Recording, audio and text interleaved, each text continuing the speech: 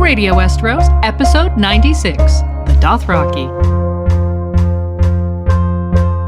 Spoilers all books. Hello and welcome to another episode of Radio Westeros. I'm your host, Yolkboy, and with me, as ever, is Lady Gwyn. Yeah, hello there, listeners. Today we have a packed episode for you all about the Dothraki. We'll begin by taking a close look at their culture, from real-world influences to their customs, religion, and prophecies. Next, we'll go back in time and discuss the history of the Dothraki. We know that they originated in eastern Essos, but what brought them west to the Dothraki Sea? And what happened when 300 unsullied soldiers took up arms against them? There's history from the ancient to the more modern in this comprehensive section. Then we'll analyze the Dothraki in the text. They play a key role in Daenerys Targaryen's excellent A Game of Thrones chapters, so we'll walk through and consider their influence on Dany and their pertinent plot points. Finally, we'll get into theorizing as we think about the Dothraki in the Winds of Winter and beyond. At the end of A Dance with Dragons, a Khalasar comes upon a stranded and delirious Daenerys in the middle of the Dothraki Sea. So what happens next? We'll also be giving our theory on how Dany might end the slave trade in Slaver's Bay, a subject that has stumped A Song of Ice and Fire analysts since the last book was released. All of this and more on the future of the Dothraki. But before we get going, we want to give a quick shout out to all of our patrons who keep Radio Westeros strong, including our Flaming Lightbringer patron, TJ Harrington, our Dragonsteel patrons, Peter and Multude, and our Palest Milk Glass patrons, Alex, Akka and the Company of the Cats, Crispy, the Song of Ice, Kelly, Sister Winter, Empty Walls, first of his name, John Wergarian, as well as B-Word and Mr. J, the Bear and the Maiden Fair, and Sir Tim of House Jib Jab Hot Dog Shop, house motto, we forge the chains we wear in life. And we also want to shout out Pam Plain and Tall, one of our many long-term Iron Level patrons that we are eternally grateful for. And if you want to become a patron, check out our campaign at patreon.com/Radio Westeros, where you can join us for exclusive content, earn personalized shout-outs, and get ad-free early access up to a week in advance of public release. Come join Radio Westeros and keep our ship sailing. And so now, let's get started with the Dothraki. Drogo had called his Khalasar to attend him, and they had come. 40,000 Dothraki warriors and uncounted numbers of women, children, and slaves. Outside the city walls, they camped with their vast herds, raising palaces of woven grass, eating everything in sight, and making the good folk of Pentos more anxious with every passing day. In the early pages of A Game of Thrones, we're given a look at the north of Westeros, a place inspired by medieval Britain with the giant wall of ice as a fantasy stand-in for Hadrian's Wall. However, George's wider world contains many other historical inspirations, and in the eastern continent of Essos, the cultures become more diverse. And it's as early as Daenerys Targaryen's first point of view chapter in Pentos that we hear of the Dothraki, a race of horse riders that live a mainly nomadic existence in groups of thousands called Khalasars. With Dany being handed over to the powerful horse lord Khal Jhaqo early on, George offers the reader some variation from the stone castles of Westeros. Essos is very different from Westeros, as we'll discover on Dany's journey east away from the free city of Pentos and into the heart of the Dothraki territory, the vast grasslands of the Dothraki Sea. But just because he's taking us away from the Western European-inspired world of Westeros, it doesn't mean George is writing without historical inspiration. In Essos, we see him draw from all sorts of geographical and cultural analogues to make a continent worthy of wonder and intrigue. There's a hint of Venice in Braavos, shades of China to the Far East, and of course the Dothraki remind us of real-world horse-riding cultures. Yet drawing from historical inspirations and churning out like-for-like stand-ins is not how George likes to world build. Instead, he takes a little sprinkle from here, mixes it with a bit from over there, adds a pinch of fantasy, and there you have it, a world that is at once recognizable and unique. Therefore, it should be no surprise that George cites a host of influences in his creation of the Dothraki. When a fan asked him if the Dothraki were based on the Mongols, George said this: "The Dothraki were actually fashioned as an amalgam of a number of steppe and plains cultures. Mongols and Huns, certainly, but also Alans of Central Asia and Sioux, Cheyenne, and various other Amerindian tribes, seasoned with a dash of pure fantasy. So any resemblance to Arabs or Turks is coincidental. Well, except to the extent that the Turks were also originally horsemen of the steppes, not unlike the Alans, Huns, and the rest. In general, though, while I do draw inspiration from history, I try to avoid direct one-for-one transplants, whether of individuals or entire cultures. Just as it is not correct to say that Robert was Henry VIII or Edward IV, it would not be correct to say that the Dothraki are Mongols." And so while it's easy to think of the Dothraki as fantasy Genghis Khan era Mongols, there is certainly more to their design. That said, the comparison to Mongols as a primary influence is certainly interesting. The word Khalasar has that KHA seen in Khalkha, the largest Mongolian tribe who trace lineage and cultural influence proudly back to Genghis. The leader of a Khalasar is called a Khal, and the old Mongolian term for king is Khan. Altogether, we can clearly see that George thought deeply about the Mongol hordes from the 1200s. Genghis Khan united the Mongolian tribes and swept across Asia with his horseback armies, leaving a significant mark on history that continues to capture the imagination of historians and storytellers alike to this day.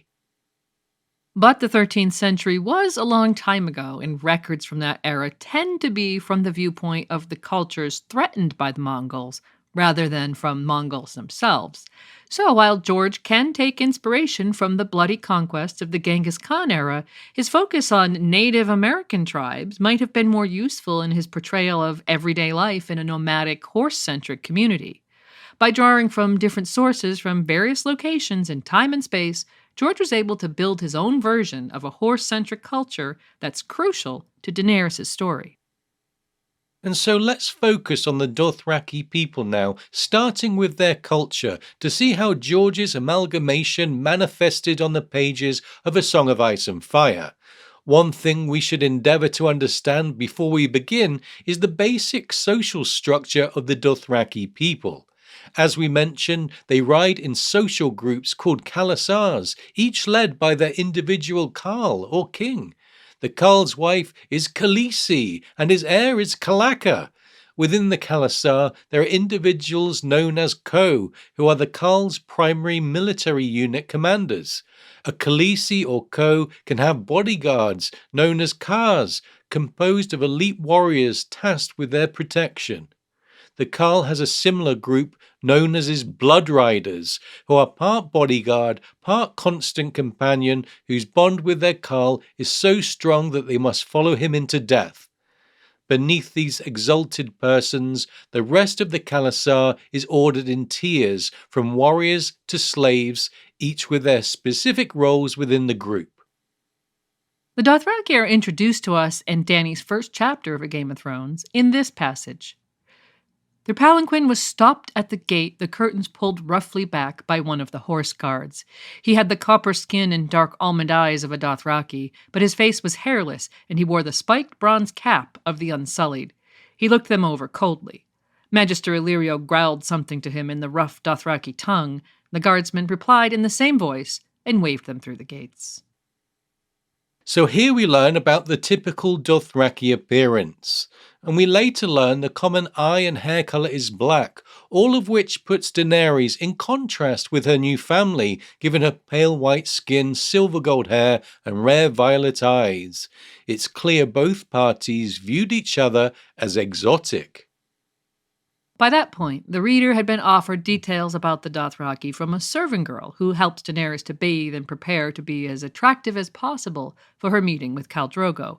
The passage goes, "Drogo is so rich that even his slaves wear golden collars. 100,000 men ride in his Khalasar, and his palace in Vaes Dothrak has 200 rooms and doors of solid silver." There was more like that, so much more. What a handsome man the Khal was, so tall and fierce, fearless in battle, the best rider ever to mount a horse, a demon archer. Though Dany and the reader are given important information here, we should bear in mind that the serving girl is an unreliable narrator, given she's never ridden with the Dothraki or been to Vaes Dothrak with its supposed exquisite palace. She is, to all intents and purposes, repeating gossip. But it's an interesting introduction for the one person who will eventually know all about the Dothraki firsthand. Daenerys herself, in spite of a lifelong expectation of one day marrying her brother Viserys, as was traditional in their family, will be forced into a marriage with Khal Drogo by that same brother who is desperate to invade Westeros with Drogo's army. And with a viewpoint character up close with the Dothraki, we get a broader and more accurate look at them throughout A Game of Thrones.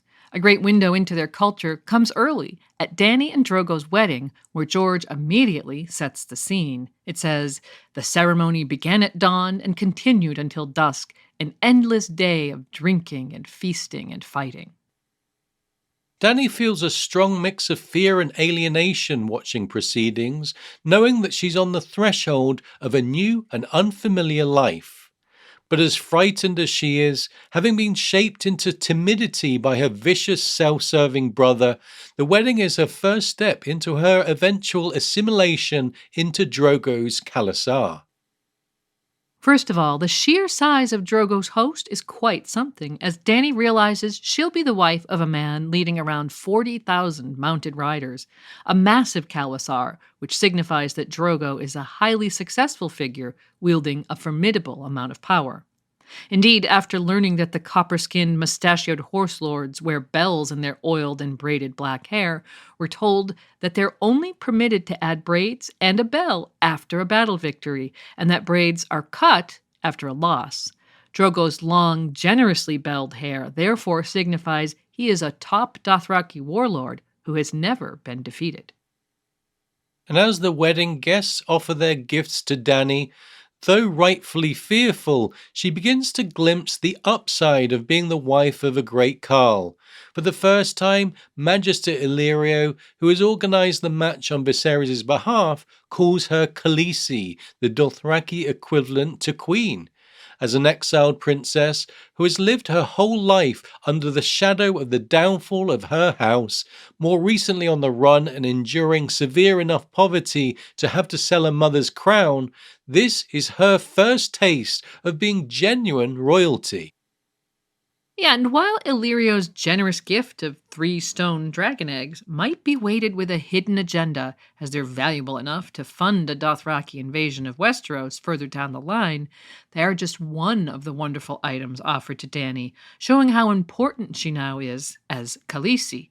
Of her gifts, it says she received slippers and jewels and silver rings for her hair, medallion belts and painted vests and soft furs, sand silks and jars of scent, needles and feathers and tiny bottles of purple glass, and a gown made from the skins of 1,000 mice. The gifts mounted up around her in great piles, more gifts than she could possibly imagine, more gifts than she could want or use. And when we're introduced to Drogo's Blood Riders, we learn more about the hierarchy of the Khalasar. Blood Riders are a Khal's chosen bodyguards, companions that are bound to their Khal even in death. Drogo's Blood Riders, Kaholo, Kotho, and Hago, offered Dany gifts of 3 traditional weapons that tell us more about the Dothraki culture. Kaholo gives a, quote, magnificent arak chased in gold. Araks are the commonly used sword of the Dothraki, half sword and half scythe, wielded from horseback to devastating effect. Incidentally, George had a minor gripe with the HBO version of the Araks, crescent moon-shaped blades similar to the Egyptian Khopesh, instead preferring to envision them as similar to the curved scimitar wielded by Middle Eastern warriors from the 9th century onwards. Not to be outdone, Kotho offers a double curved dragonbone bow taller than she was. This dragonbone bow at once captures the reader's imagination as a fantasy construct and paints a picture of the Dothraki shooting arrows from horseback in their battles. Dragonbone is black due to high iron content, stronger yet more flexible than metal, and in bow form is the ultimate material, said to outrange even the famed Golden Heart bows used by the Summer Islanders. As such, dragonbone bows are extremely sought after, with the material being such a scarce commodity. The third weapon, this time offered by Jhaqo, is a great leather whip with a silver handle, which might symbolize the Dothraki role in the slave trade, which we'll cover later, and also foreshadows Dany whipping her dragon Drogon before mounting him in a dance with dragons. Altogether, these three impressive gifts offer exposition to Dothraki culture at the wedding, although it should be noted that, as a woman, Dany is obliged to hand these weapons to Drogo, which she does with the ritualized statement, "This is a gift worthy of a great warrior, O blood of my blood, and I am but a woman. Let my lord husband bear these in my stead." But there's still one significant gift left to be received, and that's from Dany's new husband himself, a beautiful horse specially chosen for her. The passage goes, "She was a young filly, spirited and splendid. Dany knew just enough about horses to know that this was no ordinary animal. There was something about her that took the breath away. She was gray as the winter sea, with a mane like silver smoke. Hesitantly, she reached out and stroked the horse's neck, ran her fingers through the silver of her mane. Khal Drogo said something in Dothraki, and Magister Illyrio translated. Silver for the silver of your hair, the Khal says. She's beautiful, Dany murmured. She is the pride of the Khalasar, Illyrio said. Custom decrees that the Khaleesi must ride a mount worthy of her place by the side of her Khal. And if there's one gift that symbolizes Dany crossing the threshold into a new life, it's her silver. The Dothraki revere horses, and now she is a horse owner with all the expectations of nomadic travelling that brings.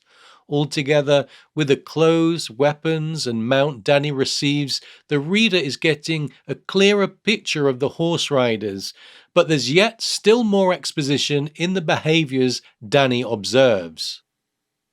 As we said, the wedding ceremony itself lasted from dawn to dusk. Dany notes that the horse lords might put on rich fabrics and sweet perfumes when they visited the free cities, but out under the open sky they kept the old ways.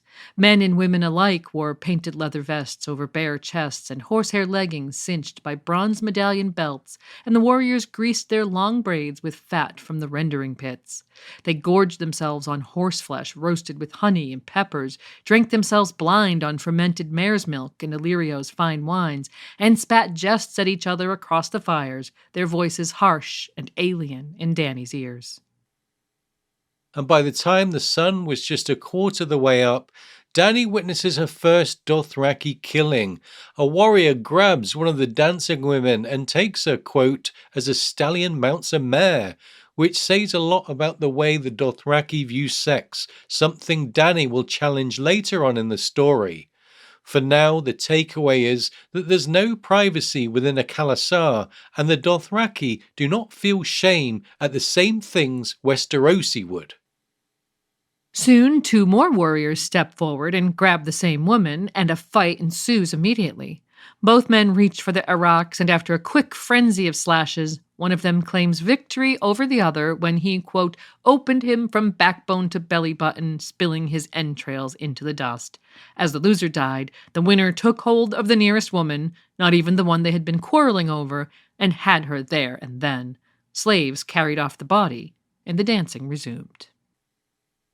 Again, this brutish display serves to further frighten Dany and let the reader know she's certainly going to be a fish out of water in her new life, to begin with at least.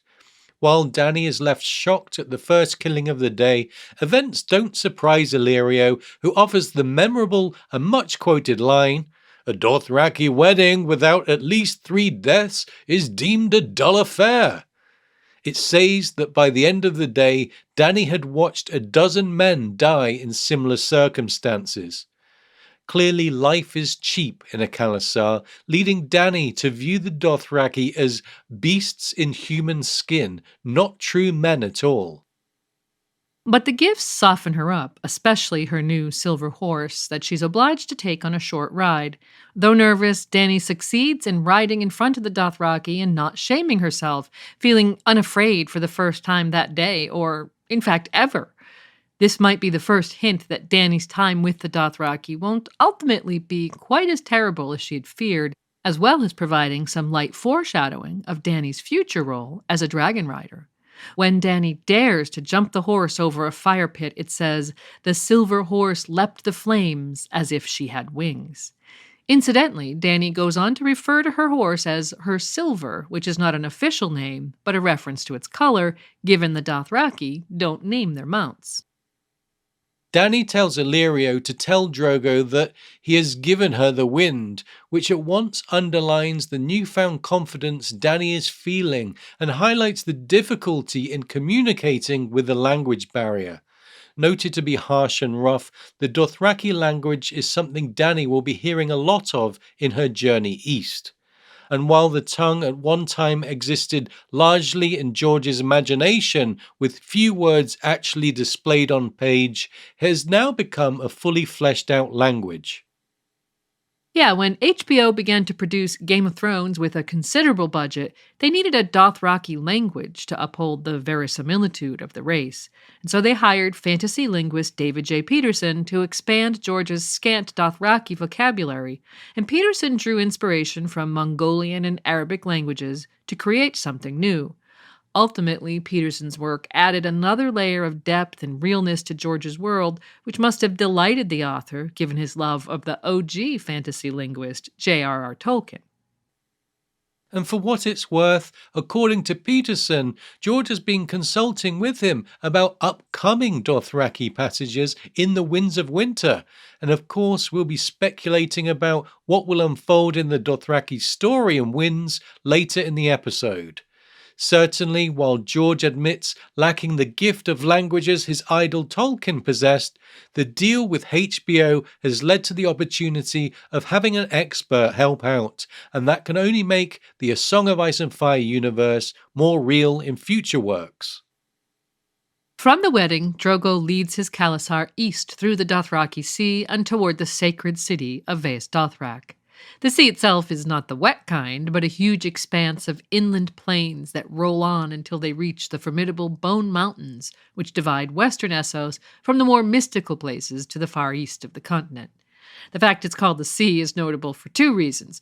First, the dumb as a stump Ironborn captain Victarion Greyjoy vows to sail his ships through the sea in his quest to find Dany in A Dance with Dragons, giving us the side-splitting line, "Where is this Dothraki sea? I will sail the Iron Fleet across it and find the Queen wherever she may be." And then there's a level of irony inherent in the Dothraki calling their home a sea, given that they refuse to cross seas and oceans. When Dany attempts to gently persuade Drogo to set his sights beyond the grasslands, he replies, "The earth ends at the Black Salt Sea. No horse can cross the poison water." As a horse-centric culture, they don't trust water their horses can't drink. Given that cities are hardly a suitable environment for a horseback horde, it's no wonder that the Dothraki have found themselves primarily inhabiting the vast grasslands of their sea. Yeah, the endless plains are the perfect place for the Dothraki, keeping in mind that there are numerous rival Khalasars operating at any given time. Their horde culture requires a lot of space, and there are always unfortunate village and city communities outside the Dothraki Sea to victimize, plunder, enslave, and raze to the ground. In fact, the grasslands are littered with dead cities destroyed by the pillaging hordes, which we'll discuss in the next segment on Dothraki history. Having spent time in Braavos and Pentos, when Dany first witnesses the Dothraki Sea, she is taken aback. It says, "Beneath them, the plain stretched out immense and empty, a vast flat expanse that reached to the distant horizon and beyond. It was a sea, Danny thought. Past here there were no hills, no mountains, no trees nor cities nor roads, only the endless grasses, the tall blades rippling like waves when the winds blew. It's so green, she said. Here and now, Sir Jorah agreed. You ought to see it when it blooms, all dark red flowers from horizon to horizon, like a sea of blood. Come the dry season, and the world turns the colour of old bronze. And it's the sheer scale and apparent beauty of the sea that leads some fans to speculate if it's one of the natural wonders of the world, documented by the storied Westerosi explorer slash travel writer Lomas Longstrider, though there's no confirmation of that as yet. One thing's for certain, George wanted to take us on a journey away from the city into bare, natural beauty and wilderness, the perfect environs for Dany to undergo an inner transformation that sees her grow from a meek child to a true force to be reckoned with. But for all their nomadic wandering in the green expanses, the Dothraki do have their own city, if you can call it that. Vaes Dothrak lies in the northeast of the Dothraki Sea, and its name means City of Riders, with Vaes translating to city and Dothrak meaning, quite unsurprisingly, riders.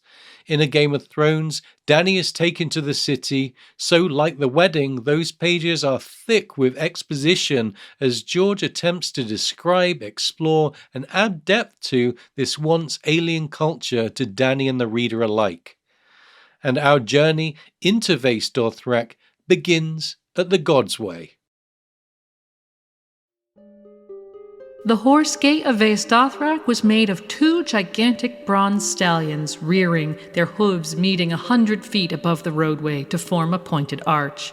Dany could not have said why the city needed a gate when it had no walls and no buildings that she could see, yet there it stood, immense and beautiful, the great horses framing the distant purple mountain beyond. The bronze stallions threw long shadows across the waving grasses as Khal Jhaqo led the Khalasar under their hooves and down the God's Way, his blood riders beside him. As Dany passes through the gates onto the God's Way, she sees many artifacts that the Dothraki have plundered over the years from various cultures. These trophies include carvings of deities, stone kings, marble maidens, and monsters like dragons, griffins, and manticores. The sneering Viserys, now mocked by the Dothraki as Khal Regat, meaning the cart king, because he chose to ride in a cart rather than spend long days in the saddle, describes the stolen monuments as the trash of dead cities. But of course, Dany's brother's dismissiveness is blinding him to the Dothraki's power, an unfortunate trait of his that will eventually lead to his memorable demise. Yeah, and there's really no greater display of that power than the God's Way. Many of these stolen monuments are ancient and from faraway lands, illustrating the formidable and brutal nature of the Dothraki throughout history. No doubt the dead cities Viserys mentions are dead because of the Dothraki, and displaying their gods and kings along the road leading into Vaes Dothrak creates the ultimate trophy cabinet. This is the Dothraki version of the British Museum, offering a strong message that the riders will conquer cultures and own their gods, literally and symbolically. We are left to imagine leaders of old across Essos who, Ozymandias style, thought their cultures were indestructible, only to be outright destroyed by the merciless Dothraki. Coming into Vaes Dothrak itself, it becomes clear that the bronze gates were indeed purely for show and to mark the threshold into the city, as there are no walls or fortifications anywhere in sight. It's ironic that the rest of western Essos trembles with the thought of the Dothraki hiding behind thick city walls, while Vaes Dothrak is so open and unguarded. And Dany's immediate observation concerns the vast size of the place. It says, Vaes Dothrak was at once the largest city and the smallest that she had ever known. She thought it must be 10 times as large as Pentos, a vastness without walls or limits, its broad windswept streets paved in grass and mud and carpeted with wildflowers. When Viserys notes that the Dothraki don't build themselves, but steal the creations of, quote, better men, he sounds disrespectful, and of course that's a central theme on his journey. However, Jorah soon agrees with the statement, at least partially, pointing out that the only buildings in the area were built by slaves they'd stolen from plundered cities, who build in the tradition of their varied homelands, making Vaes Dothrak a patchwork of different building styles, with, quote, carved stone pavilions, manses of woven grass as large as castles, rickety wooden towers, step pyramids faced with marble, and log halls open to the sky. Dany's second observation about the place is how empty it is, a curious detail given the aforementioned sprawling size. It says, in the free cities of the West, towers and manses and hovels and bridges and shops and halls are all crowded in on one another, but Vaes Dothrak sprawled languorously, baking in the warm sun, ancient, arrogant, and empty. But then, where are the people who live here? Dany asked. Jorah, who is really beginning to show Dany his value as a cultural guide, explains that only the crones of the Dosh Khaleen, who are all widows of dead Khals, and their slaves reside permanently in the city, while the Khalasars spend their time off riding the plains and looting defenseless settlements for plunder and slaves. The Dosh Khaleen are quickly pertinent to the story. By now, Dany knows she is pregnant, and there are vague murmurings from Viserys about a Dothraki prophecy, which is related to the crones. We'll discuss the Dosh Khaleen and the prophecy soon, but for now let's stay on track with our guided tour of Vaes Dothrak. There are two marketplaces, the Eastern and Western markets. At these markets, traders are given license to freely trade in their wares, providing they show respect to Dothraki customs and honor the Dosh Khaleen with, quote, traditional gifts of salt, silver, and seed. With huge Khalasars coming and going at Vaes Dothrak, traders can do good business, but trade is not a straightforward exchange of money. Instead, they use a sort of barter system, viewing each purchase as a gift given, to which they will offer a gift back in return, though this might happen on their own schedule. Still, the fact that the Eastern and Western markets exist in the first place seems evidence enough that the traders aren't going short, even though the area feels empty to Dany in comparison to Pentos. As for the designated market spaces themselves, we get this description of the Western market. It was a great square of beaten earth surrounded by warrens of mud-baked brick, animal pens, whitewashed drinking halls. Hummocks rose from the ground like the backs of great subterranean beasts breaking the surface, yawning black mouths leading down to cool and cavernous storerooms below. The interior of the square was a maze of stalls and crookback aisles, shaded by awnings of woven grass. And while the Western market offers Dany a slice of familiarity, the Eastern market offers curiosity and a piece of the unknown.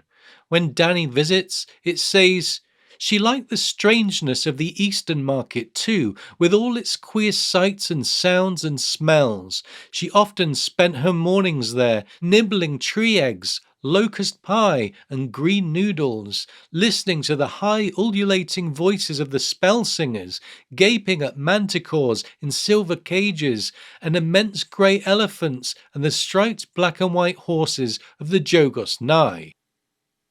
With the descriptions of the Eastern traders from Yiti, Ashai, and the Shadowlands, George is cramming a lot of world building into Vaes Dothrak, giving us a glimpse at the other side of the Bone Mountains, which really gets the reader's imaginations flowing. Getting back to the Dothraki themselves, there are two important places further along the God's Way, the Womb of the World and the Mother of Mountains. The former is a lake sacred to the Dothraki.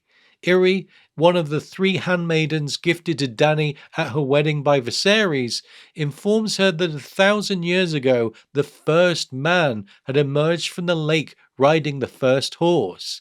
This is an interesting tidbit in light of the suggestion in the World Book that the first men might have originated from the Dothraki Sea. The second holy place near Dothrak is the mountain Dany saw as she came through the bronze gates, called the Mother of Mountains, which looms over the city. Few details are given about the mountain itself, other than it being a holy place that only men can set foot upon. But we can imagine how, in an otherwise flat landscape, its dramatic and imposing presence is memorable to every member of the Dothraki culture. Drogo and his Khalasar are quite content to take up temporary residence in their city, much to the annoyance of Viserys, who wants Dany's new husband to strike west. While he views Dany's marriage as a trade or sale made by him in return for their military support of his claim to the Iron Throne, much time is spent trying to explain to him that essentially he gave Dany as a gift in the hopes that he would be given a gift in return. But as we said, the Dothraki return gifts in their own time. In his frustration, Viserys must remember that he is a guest in the Dothraki's home, and he must be careful not to offend his hosts by breaking rules and customs. And there is one custom that soon takes center stage in Viserys' arc. Given that the Dothraki Khalasars are fierce rivals out in the plains, the crones of Dothrak have long decreed that there must be no bloodshed in the city, or else all hell could break loose when rival Khalasars arrive at the same time. Per the Dosh Khaleen, while in view of the Mother of Mountains, the Dothraki are all one herd, and so blades are forbidden. The holy traditions are understandable and hardly complex, yet Viserys, in his frustration, does not always care to listen to the counsel of his advisor, Jorah Mormont. In hindsight, this plotline was only ever going to arrive at one conclusion. Dany, on the other hand, is wiser than her brother and assimilates with the Dothraki while beginning to assert herself and gradually exert her own power, exemplified when she takes control in the bedroom. She also listens to Jorah's counsel and tries her best to understand the customs of Dothrak, even when they're very strange to her. And there's a lot to learn. As writers, the Dothraki culture is horse-centric, a fact which affects every aspect of their daily lives. For food, they prefer horseflesh to other meat, believing it makes them strong. And for drink, they enjoy consuming fermented mare's milk, which contains enough alcohol to drink themselves blind, according to Dany. But the horse obsession doesn't end there. It's perhaps unsurprising that the Dothraki worship a horse god. When Dany finds herself alone and lost in the Dothraki Sea at the end of A Dance with Dragons, we get a few details about the Dothraki's religious belief. It says, "If I stay here, I will die. I may be dying now. Would the horse god of the Dothraki part the grass and claim her for his starry Khalasar so she might ride the Nightlands with Khal Drogo?" A starry Khalasar is an interesting concept. The Dothraki believe that, quote, the stars were horses made of fire, a great herd that galloped across the sky by night. And they hold that those stars are ridden by the spirits of dead Dothraki, burning as bright as they did in life. When an adult Dothraki dies, their body is burned under the open sky. It seems they imagine the deceased spirit leaves their body and floats upwards to ride a fiery horse for eternity. In fact, later in A Game of Thrones, we see a vision of exactly that at Drogo's funeral pyre. It says, "For an instant she glimpsed Khal Drogo before her, mounted on his smoky stallion, a flaming lash in his hand." It is worth noting, however, that young Dothraki, those below riding age, do not become Star Riders, but instead are reborn into the world anew, which is an intriguing concept given the death of Dany's premature son Rhaego and the subsequent birth of the dragons after some intuitive fire magic from Dany herself at her son and star's funeral pyre. And with this horse-centered lifestyle, horse food, horses in the night sky, and a horse god, there's only one logical piece of the puzzle left, a horse prophecy. And so let's discuss the Dothraki's stallion who mounts the world. When Dany asks Ser Jorah what the stallion who mounts the world is, he replies, "The stallion is the Khal of Khals promised in ancient prophecy, child. He will unite the Dothraki into a single Khalasar and ride to the ends of the earth. Or so it was promised. All the people of the world will be his herd." Though we're not privy to conversations between the Dosh Khaleen, what we do know is they suspect Dany's unborn child could be this prophesied figure. In order to test their theory, they have Dany devour a raw stallion's heart as they look on. And why a stallion's heart? We learn the heart of a stallion would make her son strong and swift and fearless, or so the Dothraki believed, but only if the mother could eat it all. If she choked on the blood or retched up the flesh, the omens were less favourable. The child might be stillborn or come forth weak, deformed, or female. When Dany bravely completes the stomach-churning custom, she declares, having been prepared by her handmaid Jiqui, Kalaka Dothre Mranha, the prince rides inside me. The onlookers become very excited about that, and a eunuch slave throws straw on a brazier to create smoke. The oldest crone seems to use the smoke to perceive the future, the same way Melisandre does with flames.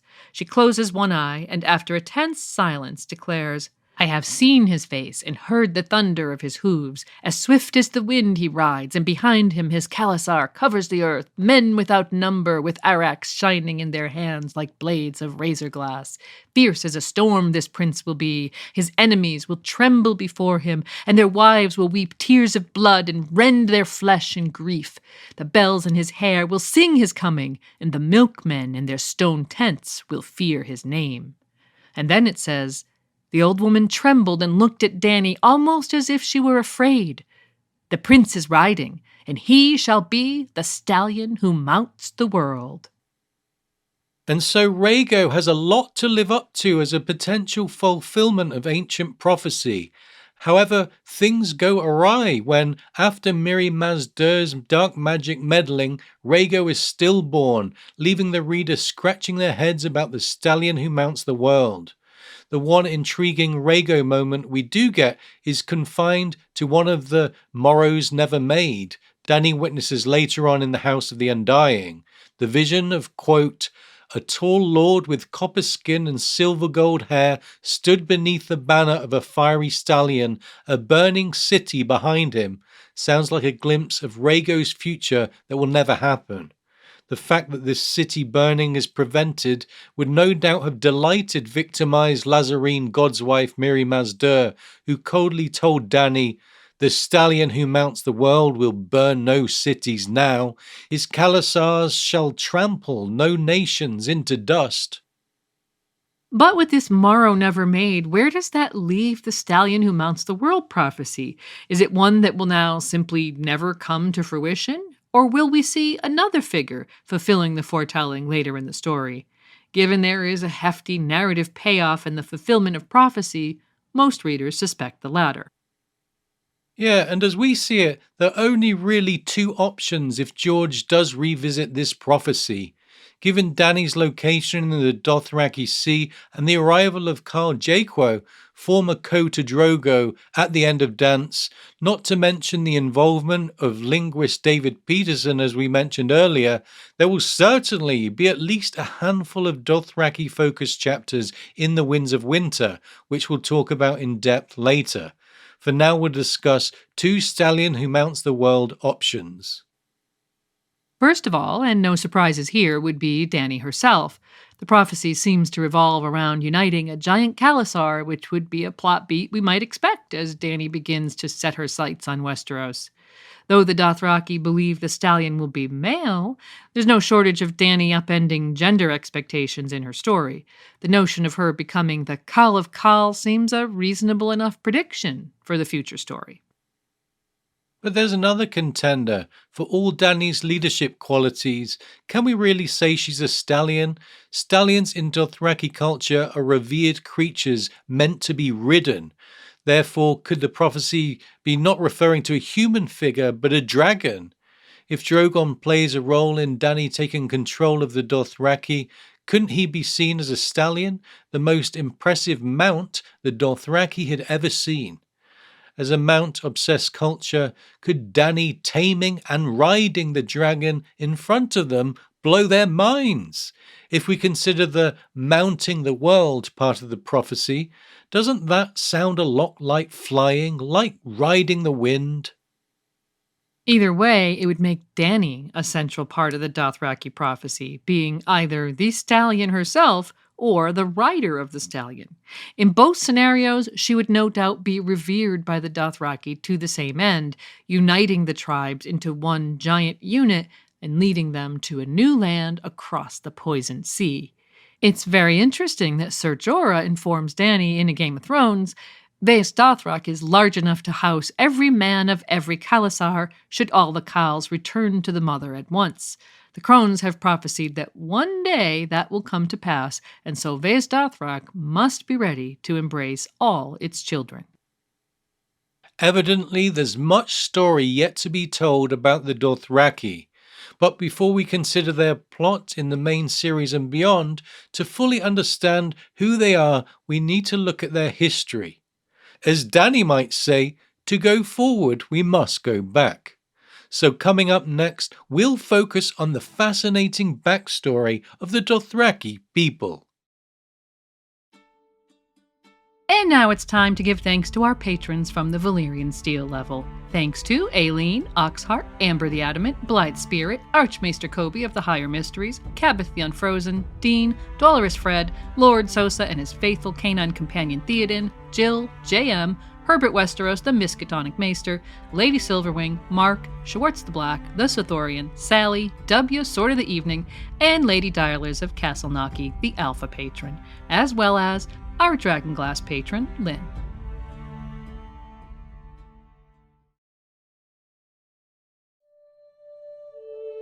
East, beyond Vaes Dothrak and the mother of mountains, the grasslands give way to rolling plains and woods, and the earth beneath the traveller's feet turns hard and stony and begins to climb upward, ever upward. The hills grow wilder and steeper, and soon enough the mountains appear in the far distance, their great peaks seeming to float against the eastern sky, blue-grey giants so huge and jagged and menacing that even Lomas Longstrider, that dauntless wanderer, lost heart at the sight of them, believing that he had at last reached the ends of the earth. Though there are parts of Dothraki history sprinkled into the main text of A Song of Ice and Fire, specifically of certain events after the Doom of Valyria, 400 years before the story takes place, which we'll come to shortly, George initially gave us no information on their origins or more ancient history. However, in 2014, he released the World Book, which proved the perfect place to flesh out the lore and world building he was having difficulty threading into the saga. And although George doesn't go into too much depth, keeping ancient history blurred by the mists of time, he does offer some key information on the origins of the Dothraki. While that information is purposefully limited, there's enough of it to give us a platform from where we can begin to speculate further. And the juiciest piece of information on the Dothraki's origins is from a section called The Bones and Beyond, about the gigantic mountain range known as the Bone Mountains. This mountain range spreads from north to south in central Essos. Given the scale of the bones and the inherent difficulty in crossing them, they function as a physical and cultural divider of the land, splitting Essos into east and west parts. From a meta perspective, George is creating a barrier between the places we'll get to see on page. Notice Vaes Dothrak, the Red Waste, and Karth all lie just west of the bones, and those places we'll probably never visit. Those lands to the east of the bones are sometimes referred to as the Fabled Lands, places like Yiti and Ashai that George wants to keep cloaked in mystery and intrigue to keep our imaginations fired up. And what the World Book tells us is that the Dothraki originated in eastern Essos and migrated to the Dothraki Sea after traversing the Bone Mountains.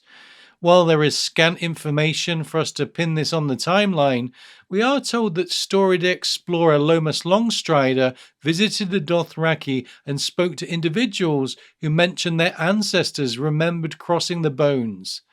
Given Longstrider made his journey hundreds of years before the events of the main series, we'd say we're looking at upwards of a millennia ago at the least. Another aspect to this migration, left vague by George, is the Dothraki motive for upping sticks in eastern Essos and traveling through one of the most inhospitable areas of the map to arrive in the plains to the west. It was certainly a huge risk to bring their entire population through the bones. That no doubt came at a heavy cost. In fact, we're told the bones is so called for all the bones of humans and animals who died within the range. And Yandel says of these ancient Dothraki, of their travails we may be certain, for they left their bones to mark their passing. The bones of men, the bones of horses, the bones of giants and camels and oxen, of every sort of beast and bird and monster, all can be found amongst these savage peaks. And Yandel posits 3 reasons why the Dothraki made the difficult and hazardous journey. Did they come west in the hopes of fairer fields and plenty, or in search of conquest, or were they fleeing before some savage foe? While we're in speculation territory here, it is worth considering these possibilities. A good place to start hunting for clues in the World Book is in the section called The Plains of the Jogos Nhai. The Jogos Nhai are another race of riders in Essos. They live on the east side of the bones, and though ostensibly they sound similar to the Dothraki, they're actually noted for their contrasts. Having information on the Jogos Nhai is very useful in this discussion because they reside in a massive area known as the Plains of the Jogos Nhai. This might well have been the place the Dothraki lived before they migrated, and so it's worth paying close attention to these pages to see what can be gleaned. So first of all, we should consider Yandel's notion that the Dothraki left their home in search of fairer fields.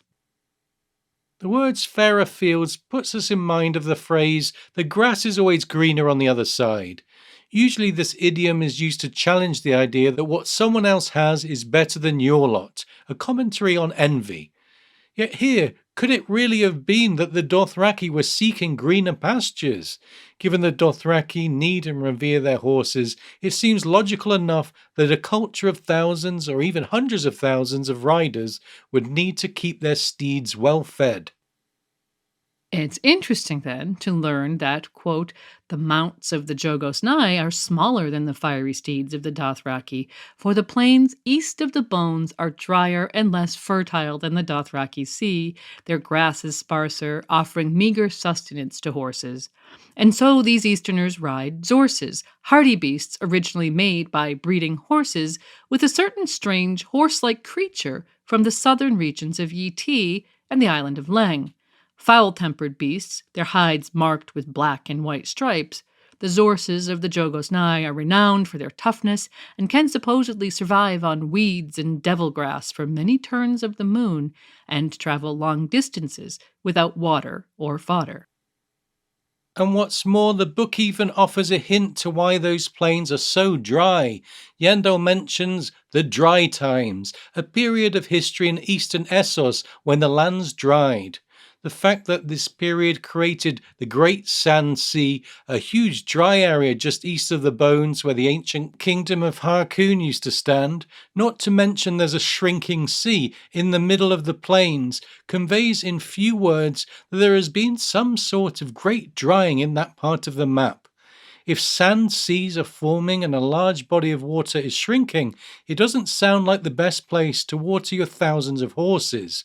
The reader is left to wonder what caused this drying and if it was related to some sort of climate change. So we should consider that perhaps a great drying period gave a single horse rider culture 3 choices: adapt, move, or die. Given the Jogos Nhai remain in the plains to this day, we can wonder if they were horse riders to begin with, who began to breed and ride zorses in order to adapt to the changing landscape. The Dothraki, on the other hand, might have favored keeping their horses and moving west, literally in search of greener pastures. We're also told that the Jogos Nhai ride in smaller groups than Dothraki Khalasars, which could be another adaptation to a changing environment. And of course, living would have gotten a lot easier for the groups that stayed when the Dothraki migrated west, alleviating pressure in the fight for resources. And speaking of fighting, let's consider Yandel's point that the Dothraki might have moved because they were fleeing a savage foe. Certainly, with the land becoming drier, there would have been conflict over resources. When water ceases to be abundant, it becomes a commodity. So what if the savage foe the Dothraki might have been escaping from were in fact the Jogos Nhai? Whether they were separate groups altogether, or, as it seems highly possible, two branches springing from a common origin, there's enough information to suggest that either group would make formidable foes. Yes, as far as the Jogosnai go, Yandel says that they dominate the large area north of Yt, and dominate is a word that conveys strength and ferocity. The Maester goes on to explain and note how he frames their similarities with the Dothraki. Like the Dothraki of the western grasslands, they are a nomadic people who live their lives in yurts, tents, and saddles, a proud, restless, warlike race who prize their freedoms above all and are never content to remain in one place for long. Each individual group of Jogosnai is led by a Jahat or ward leader and a moon singer or priestess. They are said to be raiders who have historically been a thorn in the side of civilizations bordering the plains. The frequent mentions of war in their descriptions let us know that conflict is in their DNA, just like their Dothraki counterparts with their Khals and, as we'll see, their tendency to make war upon their neighbors in Western Essos. However, unlike the Dothraki, the Jogosnai are forbidden by their gods to spill each other's blood. This could be either an adaptation based on preserving life in an inhospitable environment that worked in their favor, or perhaps as a result of past conflict with the group known to us as Dothraki. Along these lines, it's noteworthy that the Dothraki Khalasars seem to be caught up in a perpetual war with each other, although notably, and as we mentioned earlier, an injunction against infighting is invoked to this day when they come together at Vaes Dothrak. Perhaps these things are similar echoes of a past spent in conflict with close neighbours or brethren. Yandel tells us that the Nai have been troubling Yt for 2,000 years, which might be a hint as to when the Dothraki crossed the mountains, or conversely, if we accept that the immigration occurred later, a hint that the two tribes were once one. Of course, we should also acknowledge the possibility that they are indeed two separate people with separate origins, and that it was only when the Dothraki crossed the Bones, perhaps to escape an aggressor, that the Nai became truly powerful. It's possible that the Zorse riders filled a vacuum in the east left by the Dothraki and adapted to their way of life, including raiding and enslaving enemies. But if the Dothraki didn't traverse the Bones as a splinter group seeking greener pastures or conquest, or to get away from an enemy, why else would they have moved? Well, there's an interesting line in the World Book about the Jogosnai when considering their history of war with the people of Harkoon and their continued conflict with their descendants, the warrior women of Kaya, who guard the steel road through the Bone Mountains to this day. The Naismu singers, who are part priestess, healer, and judge, quote, still sing of the glorious days to come when the Jogosnai shall prevail and spill over the mountains to claim the fertile lands beyond. Yeah, this sounds a lot like prophecy to us, remembering that the Andals were inspired to strike out for Westeros by supposedly God-given visions that spoke of, quote, a golden land amidst towering mountains. We wonder if the Dothraki's western journey stems from glimpses of the future. We've already covered the Dothraki's Stallion who mounts the world prophecy that states the Khalasars will be united and ride to the ends of the earth. So we know they come from a prophetic tradition. What if the Dothraki headed across the Bones in response to the same prophecy that the Moon Singers still look forward to? Maybe the proto-Dosh Khaleen peered into the smoke a couple of thousand years ago and came to believe that the Dothraki had a grand destiny in the West. Perhaps there might even have been a representation of the womb of the world and the mother of mountains in their visions. But again, this is speculation, and we can't be sure about much of Dothraki history beyond educated guesses. Still, George wrote the Jogosnai section of the World Book for reasons, and so it's certainly a good place to look for clues. The Nai's existence gives us a deeper understanding of the Dothraki via all the comparisons and contrasts Yandel offers, and allows George some room to explore another fantasy rider culture alongside the Dothraki. Yeah, and there are interesting details about the Nye that are pertinent to the earlier discussion about George's historical influences on the Dothraki. Yandel tells us that men and women both have pointed skulls, a result of their curious custom of binding the heads of their newborns during the first 2 years of life. This puts us in mind of the Huns, one of George's admitted influences for the Dothraki, who also bound their children's heads in a similar manner. And while we're looking for real world comparisons, the Bone Mountains might be George's fantasy version of the Ural Mountains, which separate Asia and Europe. Most historians agree that the Huns came from east of the Urals and crossed the mountains into the west. Altogether, we can once again see parts that George has taken from the real world and added his own fantasy twist. Moving away from the vague ancient timeline to modern history that we can be more certain of, let's talk about Essos's Century of Blood, which occurred around 400 years before the main story. Following the doom of Valyria, where a volcanic cataclysm destroyed the Valyrian freehold, there was a power vacuum in Essos as those people who had been dominated by Valyria and its dragons were now emboldened. The result was conflict which lasted, you guessed it, an entire century, and pertinent to today's episode, saw the Dothraki wax in power. As Yandel puts it, the grasslands exploded into war.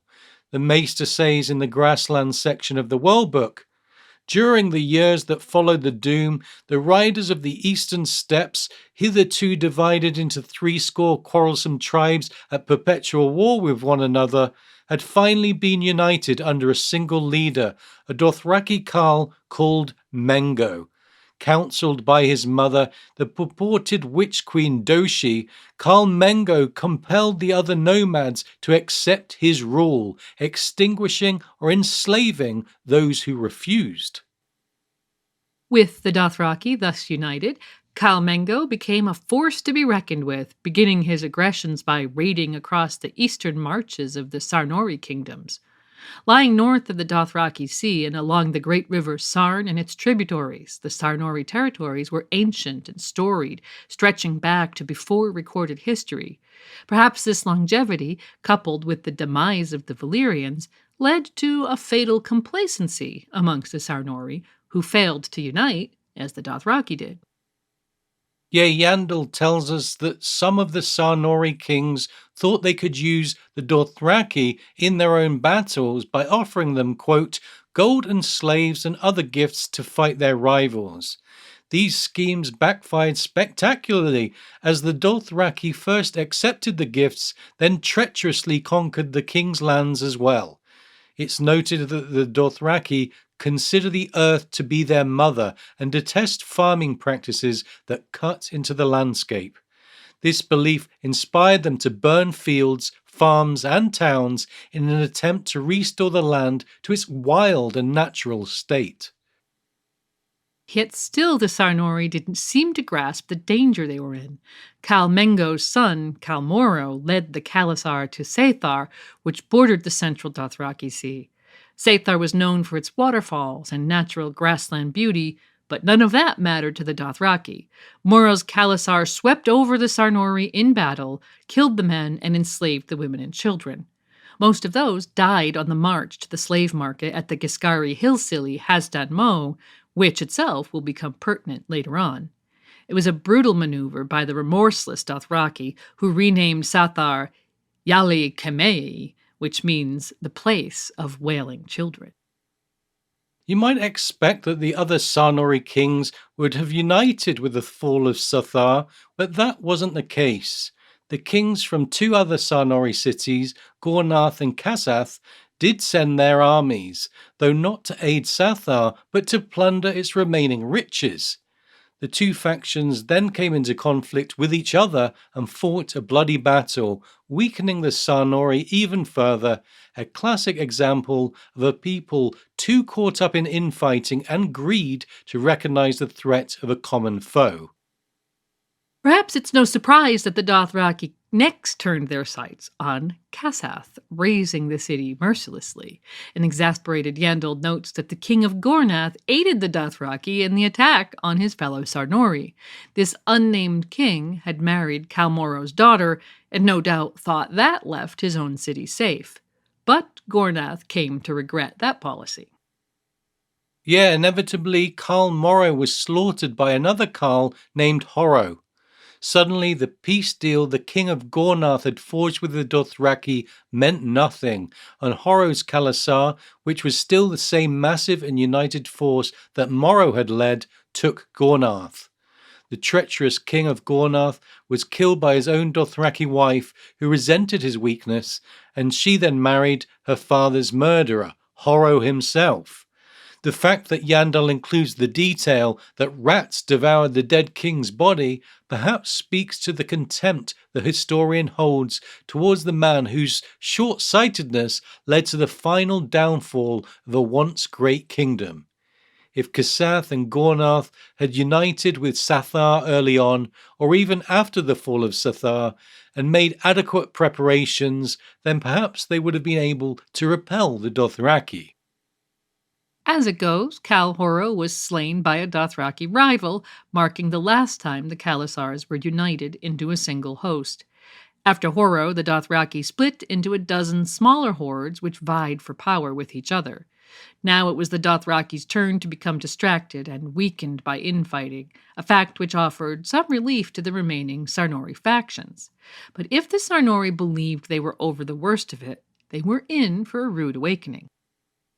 Though the dozen Khalasar were smaller units, each now knew the Sarnori were weak. The great conquest of Mengo, Morrow and Horro proved inspirational, and soon the Khalasars were competing with each other to see who could destroy Sarnor completely. Cities were destroyed, and many people were enslaved, their gods carried off to Vaes Dothrak as trophies. Daenerys no doubt saw some of these Sarnori artifacts on her way into the Holy City, as we mentioned earlier. In the rampant destruction of one Sarnori settlement after another, Yandel notes the fall of Salash by the Silver Shore to be amongst the most tragic. Salash boasted a great library which documented much of Sarnori history, but the Dothraki burned it and all its history to the ground. It's no surprise that a maester of the Citadel would find this detail particularly painful, and no doubt we'd have a far greater grasp of Sarnori history had the building and its records survived. The reader is left wondering about the library at the Citadel in Old Town and whether there might be a similarly devastating attack in the Winds of Winter. After Salosh, the Dothraki continued to up the ante, destroying Kith and Hornoth, with rival clans competing as to who could sack the cities the most savagely. The fortress city named Mardosh the Unconquerable provided some resistance, 6 years' worth in fact, though by the end the besieged Sarnori within its walls had finished eating their dogs, horses and vermin and had resorted to consuming their own dead. It sounds like the Siege of Storm's End, but with no Onion Knight coming to the rescue. When the Mardashi warriors were staring absolute starvation in the face, they took the horrific step of slaughtering their own wives and children to stop the Dothraki enslaving them, then marched out of the gates to face their foe. We can imagine these warriors were by then extremely weak, and so it's unsurprising to learn that each of them was killed in the final battle. Following their victory, the Dothraki continued their recent tradition of renaming the defeated Sarnori cities with grim titles, calling Mardosh Vaes Gorkoi, meaning City of the Blood Charge. And it was only then that the remaining Sarnori kings were shocked into action, realizing that with the fall of Mardosh, they would be next. Finally, they attempted to bury their rivalries and come together. From all around the Sarn, warriors assembled into a great host ready to attack the Dothraki hordes. Sarnori High King Mazor Alexi led the united force, and if his name sounds close to Azor Ahai, consider that the Azor Ahai legend and prophecies are popular in the East. Like Azor, Mazor tried to act heroically and overcome his relentless foe, meeting 4 Khalasars somewhere between Sarnath and Kasath. His host included, quote, 6,000 scythed chariots with 10,000 armored riders behind them and another 10,000 light horsemen, many of them women, on the flanks. Behind them marched the Sarnori foot, close to 100,000 spearmen and slingers. Although the Dothraki are said to have fielded 80,000 riders between their four Khalasars, it's clear Mazor held the upper hand in terms of sheer numbers. Mazor began the battle on the front foot, sending his chariots into the center of the Dothraki host, the bladed wheels carving through the flesh of their foes' horses. The Dothraki were led by Khals Jhaqo, Loso, Jhaqo, and Haro. When the latter fell on the battlefield, the Dothraki seemed to flee as the chariots gave chase. Mazor thought his foe had broken, so he committed his entire force behind the chariots, ready to vanquish the remaining Dothraki once and for all. However, Mazor had been outsmarted. The Dothraki's sudden retreat was a trap. Here's the passage. The fleeing Dothraki turned suddenly and unleashed a storm of arrows from their great bows. The Khalasars of Khal Jhaqo and Khal Jhaqo swept in from north and south, while Loso the Lame and his screamers circled round and attacked the Sarnori from the rear, cutting off their retreat. Completely encircled, the High King and his mighty host were cut to pieces. And so the battle is known to history as the Field of Crows, for obvious reasons. Chroniclers say 100,000 Sarnori died that day, including High King Mazor, 6 lesser kings, and over 70 lords and heroes. In the main story, Ser Jorah mentions that it would be foolish to meet the Dothraki in the open field. Perhaps Mazor should have bolstered the defences of his cities rather than playing into the hands of the horse lords. With the High King dead and his army defeated, the Sarnori had little remaining hope. From there, it was just a matter of time until the rest of the Sarnori kingdoms fell. Khal Loso took Sarnath a fortnight later, burning down the High King's residence, the Palace of 1,000 Rooms. This palace must have been as impressive as the name implies, as it was once dubbed one of the wonders made by man by Lomas Longstrider. Clearly, the Dothraki take pleasure in destroying what others have built, and they renamed Sarnath Veis Kiwo, or City of Worms. By then the century of blood was coming to an end. The last Sarnori city to fall was Saris, to the north along the delta of the Sarn. Given what had come before, this time the Sarnori population in the city fled before the Dothraki arrived, so there was little in the way of plunder for Khal Jhaqo. The Dothraki torched the place nonetheless and renamed it Veis Gradak, or City of Filth. And that effectively was the end of the once mighty kingdom of Sarnor, but still the Dothraki weren't satisfied. They struck at the Valyrian colony of Assaria, renaming the so-called Lost Free City Veis Kadok, or City of Corpses. One of the remnants of the Valyrian freehold was ruthlessly destroyed, which exemplifies how much the power in Essos had shifted with the Doom. 100 years later, and it was now the Dothraki's turn to wax in power. But there was yet more carnage as the Dothraki appetite for conquest continued unsated. With Valyria and Sarnor out of the way, they turned towards the Ebonese, who had settled inland near the northern coast. However, there was a third party involved in this conflict. In the World Book, Maester Yandel tells us about a mysterious race called the Ifaquevron, who were, quote, a small, shy forest folk. The fact that the Ifaquevron lived in the deep northern woods, coupled with Corlys Valerian's observation of carved trees, haunted grottos, and strange silences, these forest folk sound a lot like the children of the forest. And some maesters do think they were kin to those who used to inhabit the woodlands of Westeros. It was the Dothraki who named them Ifiquevron, meaning those who walk in the woods. What's interesting here is that the Dothraki did not overcome the diminutive race, nor did they even try. Yandel states, the horse lords shunned the forests of the northern coast. Some say this was because of their reverence for the vanished woodswalkers, others because they feared their powers. Obviously, the Ifiquevron impressed, or scared, the Dothraki somehow. And perhaps the fact that some of the children of the forest are green seers and skin changers is pertinent here.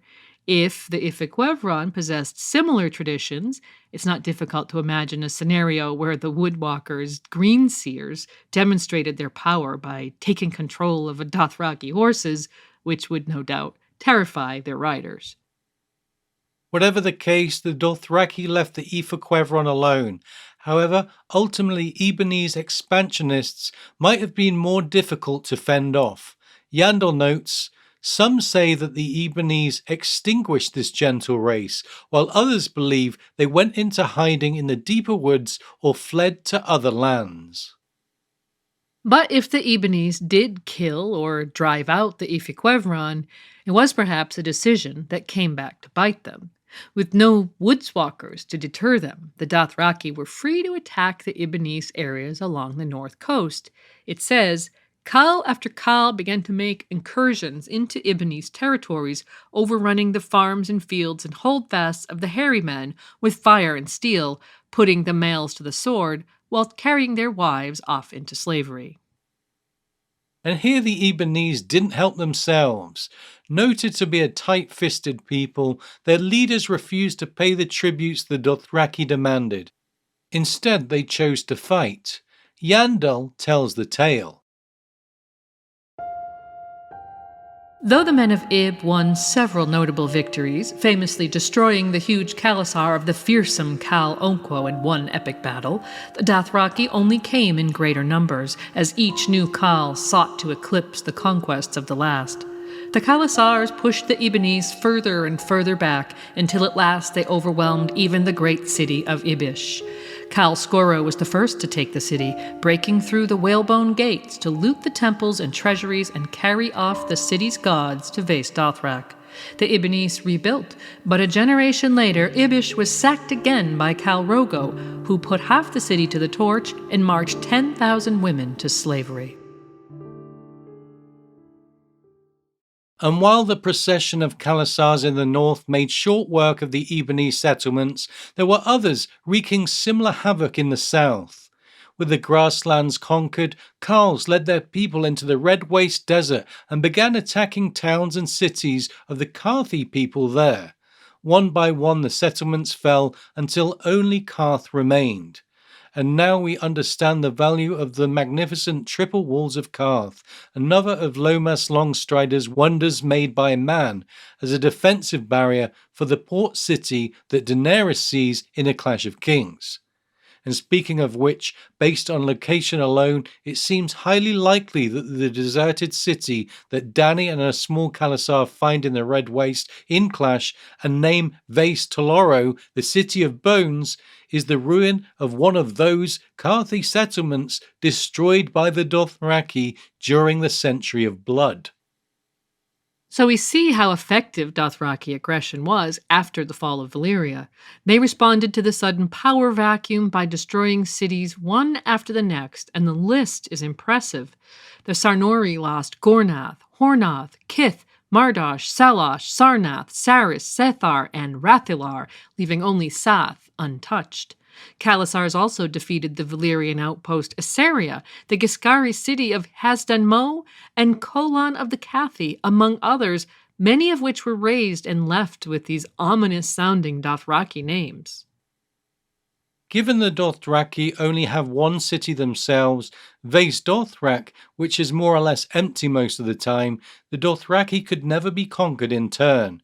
Their lifestyle of living nomadically in huge Khalasars immediately puts them on the front foot in their endless search for plunder and slaves.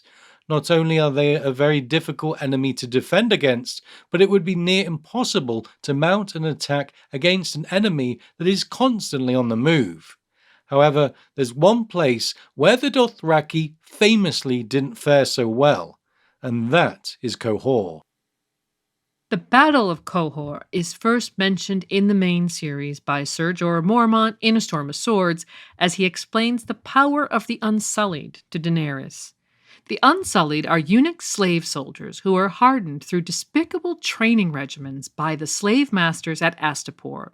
Jorah tells the tale of a Dothraki horde riding out of the grasslands to attack the free city of Qohor, by the Coin River, a tributary of the Rhoyne.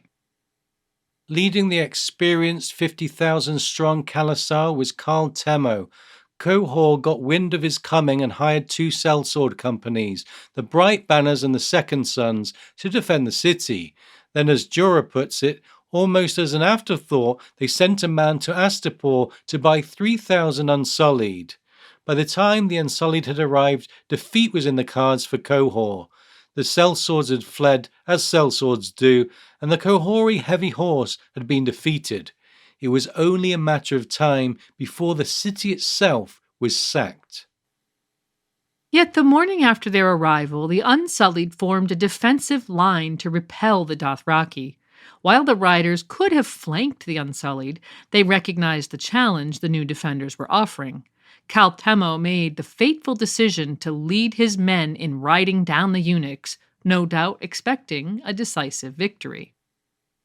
But the Unsullied were spearmen and knew how to face horsemen and protect themselves from Dothraki arrows. When the riders charged, the eunuchs, quote, locked their shields, lowered their spears, and stood firm. And they held their ground not just once, but 18 times as the Dothraki charged again and again. Jorah says, in the end, only 600 of them remained, but more than 12,000 Dothrakis lay dead upon that field, including Khal Jhaqo, his blood riders, his coes, and all his sons. On the morning of the 4th day, the new Khal led the survivors past the city gates in a stately procession. One by one, each man cut off his braid and threw it down before the feet of the 3,000.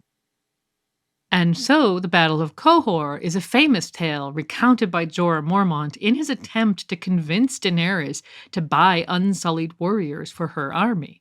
In spite of their numerous conquests in the Sarn Delta and to the north and south of the Dothraki Sea, at Qohor the Dothraki tasted defeat, and Yandel tells us that many in the free cities believed that the westward thrust of the Horse Lords was turned back at Qohor when Khal Jhaqo's attempt to take that city was defeated by the valor of 3,000 unsullied slave soldiers who stood fast against 18 charges of his screamers. However, there's a giant asterisk in the form of a warning attached to that statement by Yandel. To believe that the stand of the 3,000 of Qohor put an end to Dothraki dreams of conquest, however, suggests a complacency akin to that of the High King of Sarnors when the Horse Lords first came boiling out of the east. Wiser men know that it is only a matter of time until the Khalasars unite again under some great Khal and turn west once more in search of new conquests. So that's our look at Dothraki history, which tells us a lot about the thirst for conflict, plunder, and slaves inherent in their culture. Up next, we'll see how those wants and Yandel's warning shape the Dothraki in the modern timeline as we delve back into Dany's time at Vaes Dothrak and beyond. We won't need his whole Khalasar, Viserys said. His fingers toyed with the hilt of his borrowed blade, though Dany knew he had never used a sword in earnest. 10,000, that would be enough. I could sweep the 7 kingdoms with 10,000 Dothraki screamers. The realm will rise for its rightful king. In our recent episode about the Free Folk, we examined how the people north of the Wall ultimately served Jon Snow's story. But even so, George had to provide more than just world building to bring the Free Folk to life in their own right. He had to intertwine them in the plot and offer us memorable characters. And there's a definite parallel with the Dothraki serving Dany's story. Yeah, it's clear that the Dothraki facilitate Dany's inner journey during a Game of Thrones, and we've seen today the depth of George's world building to make her Khalasar jump off the pages. But like the Free Folk needing to get south of the Wall, the Dothraki needed to be woven into the greater plot to make them more than just a footnote or plot device for Dany. And so let's examine the Dothraki plot points while shining the spotlight on the cast of characters that come to the fore on the eastward journey. The Viserys and Illyrio bringing the Dothraki into the story is fitting because it puts Dany in a passive role. By the end of the first book, she's become a very active character, so her transformation creates a character arc ultimately on an upward trajectory. But what about the Dothraki themselves? As we heard in the opening quote there, Viserys believes 10,000 Dothraki warriors will be enough for him to blitz Westeros until his loyal allies arise to help him sweep away Robert Baratheon and reclaim the Iron Throne for House Targaryen. But these early machinations are a fake-out. Upon wedding Dany, it turns out Drogo has no intention of rushing into a foreign war.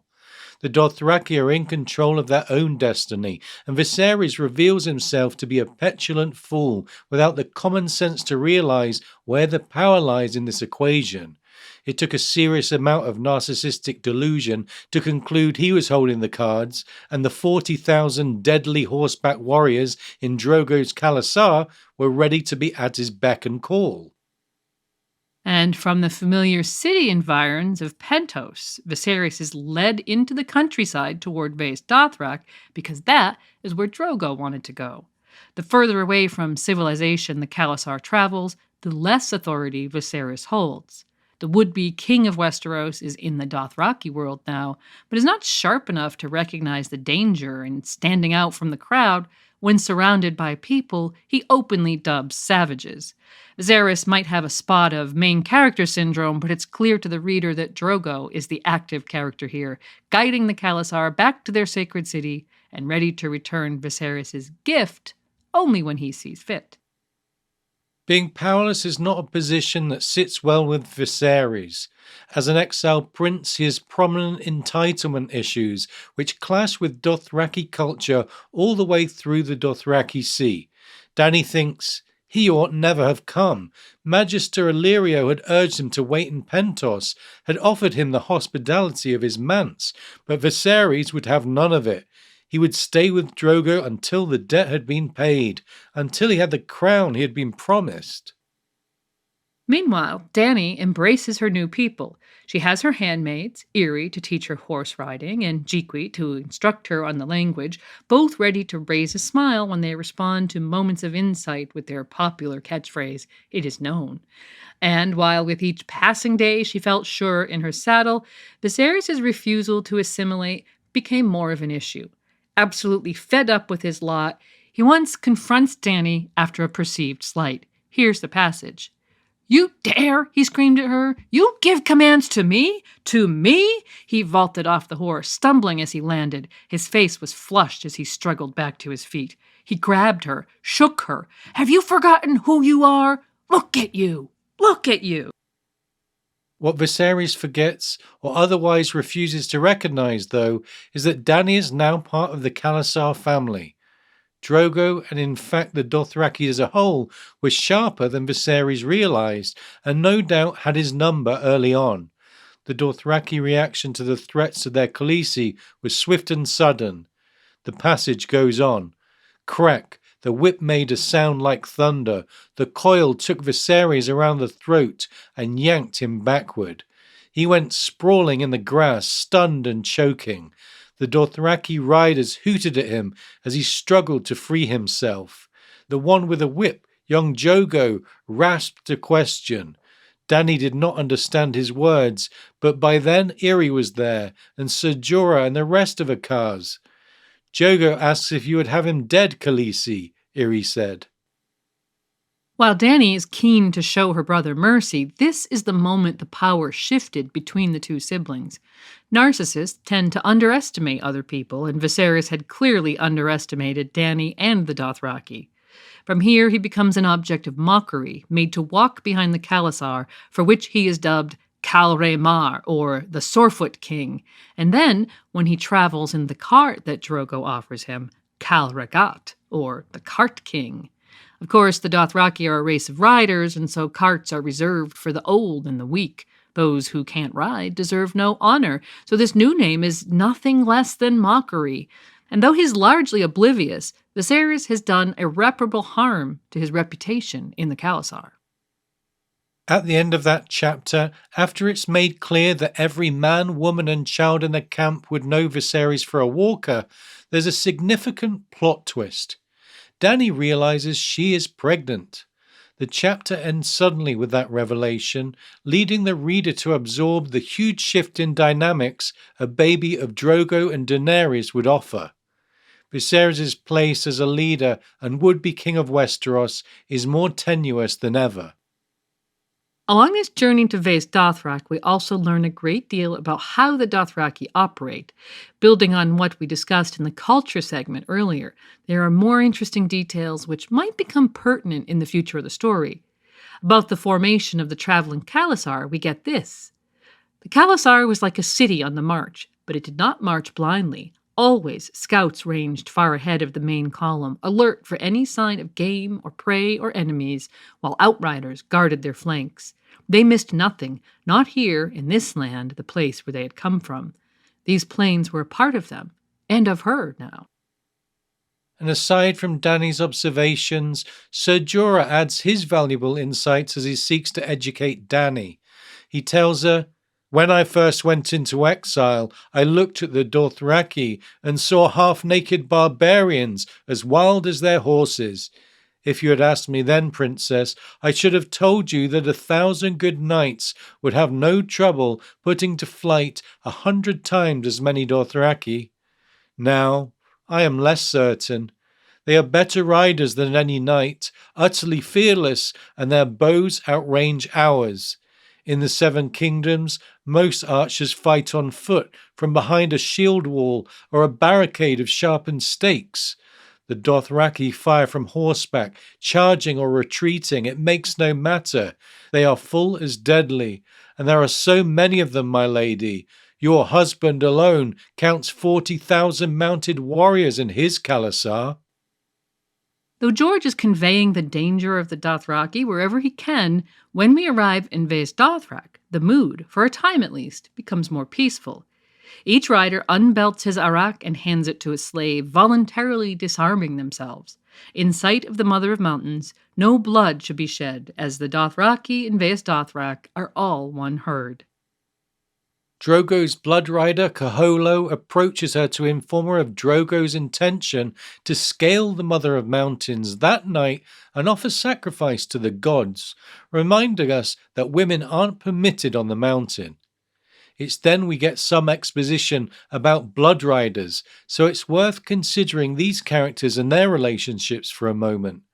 We're told Kaholo is the eldest of Drogo's 3 blood riders, a squat, bald man with a mouthful of shattered teeth due to a mace blow in the face when Drogo was a child. The backstory is that Drogo at the time was a Kalaka, heir to the Khalasar led by his father Barbo, and a team of sellswords attempted to capture him to sell him to his father's rival clans. Kaholo had been bound to Drogo since Drogo's birth, and evidently he was willing to do whatever it took to protect the heir, including taking a mace in the face. This quick backstory highlights how close the Blood Rider bonds run in Dothraki culture.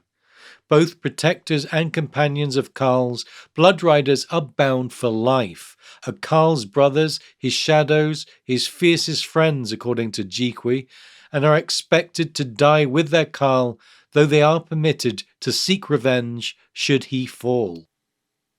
Another of Drogo's blood riders is called Hago, a huge and silent man who glowers without emotion. The third is Kotho, a man so ferocious that even his horses seem to fear him. It's no coincidence that all 3 of these men are portrayed as terrifying and brutish because, 1, they have to realistically guard Drogo, and 2, they're meant to scare our point of view character and remind us of how dangerous and different life in a Khalasar really is. Though there are scant details on the hierarchy of the Khalasar, we know there are military commanders known as Ko and guard groups called Khaz, an abbreviation of Khazar, according to David J. Peterson. In the story, Drogo assigns a Khaz of 4 to guard Dany, Quaro, Ricaro, Jogo, and Ago. And with so many fearless men around her, and with the rules of Vaes Dothrak in place, Dany should have no concerns while staying in the city, right? Well, she certainly has no problems from the Dothraki themselves, but again, there's a threat from her increasingly enraged brother. Incensed at Dany for, quote, commanding him to join her for supper, Viserys digs his fingers into her arm. However, Dany has grown more defiant since joining the Khalasar, and she swipes her belt of medallions at his face. It's worth noting that this action draws blood, and given the rules of Vaes Dothrak we mentioned earlier, perhaps Dany is lucky there were no witnesses. One thing's for certain, as Viserys strides away, he's more disempowered and humiliated than ever before. The reader gets a strong sense that this plot line will soon come to a head. Next comes the ritual where Dany is expected to eat a raw horse heart. Remembering that there are no blades permitted in the city, we're told that Drogo's blood riders cut the heart out of a stallion with stone knives, and that Dany must devour the organ with her bare hands, as we talked about earlier. Dany does a fine job of completing the disgusting trial, and is then asked by the one-eyed Dosh Khaleen what her son will be called. She answers Rhaego, and the crowd of Dothraki go wild, repeating Rhaego, Rhaego, Rhaego. The crones believe Rhaego will be the stallion who mounts the world, as we covered earlier, and it would certainly be interesting to know what criteria Rhaego fit that convinced the Dosh Khaleen this was the case. Did Drogo seek out a Targaryen partner on purpose because that was a detail from some ancient prophecy? Perhaps we'll be privy to more details about Dothraki prophecies during the Winds of Winter. Whatever the case, Dany is now not only accepted into Dothraki culture, but revered as the mother of a prophesied figure. We got a few details about the Dosh Khaleen which might be pertinent in the future of the story. It says, some supported themselves with tall carved staffs as they struggled along on ancient shaking legs, while others walked as proud as any horse lord. Each of the old women had been a Khaleesi once. When their lord husbands died and a new Khal took his place at the front of his riders with a new Khaleesi mounted beside him, they were sent here to reign over the vast Dothraki nation. Even the mightiest of Khals bowed to the wisdom and authority of the Dosh Khaleen. Still, it gave Dany the shivers to think that one day she might be sent to join them, whether she willed it or no. And so, although the Dosh Khaleen are highly respected, we get an early hint that Dany might not be satisfied with becoming a Dothraki crone in the event of Drogo's death. Dany has westward ambitions, and a major theme for her is a confused sense of home. By now, the reader senses her true destiny awaits in Westeros, but that fate might not fit in with the expectations of the Dothraki's sacred traditions. But that's all in the future. Dany's story at this point in A Game of Thrones revolves around the growing tension with her increasingly hostile brother. George slides in some key information to set up Viserys' fate, having Jhogo inform Dany that although there's no bloodshed allowed in Vaes Dothrak, there are certain loopholes that allow murder to go unpunished. He says, some of the traitors have eunuchs with them, huge men who strangle thieves with wisps of silk. That way no blood is shed and the gods are not angered. In the celebrations following the heart-eating trial, 5,000 Dothraki gather to eat and be merry in the Long Hall. When Viserys rolls up drunk and agitated, we immediately sense the scene can only end in trouble. He demands to see his sister, but is soon put in his place by Drogo, who, via Jorah's translation, points to Viserys' place in the feast, not at the high table or even in an area of respect, but in the shadowed corner with a, quote, raw and blooded boys, old men with clouded eyes and stiff joints, the dim-witted and the maimed. Yet Viserys still believes himself to be a king. Even surrounded by 5,000 Dothraki, he doesn't comprehend the danger he's in. Perhaps believing that all those around him are brainless savages, he doesn't realize that Khal Drogo has probably had his number from the very beginning. Would the Dothraki really respect someone who sells off their own sister, who's consistently petulant, and, more important, who cannot ride like a man? Drogo is a seasoned and revered warrior. He could probably sense Viserys' weakness and immaturity all along. If we can allow ourselves to consider Viserys with our pity goggles on for a moment, he lost his family when he was 7 years old, became heir to a dynasty that was forced into exile, and had to look after his younger sister even though he was a child himself.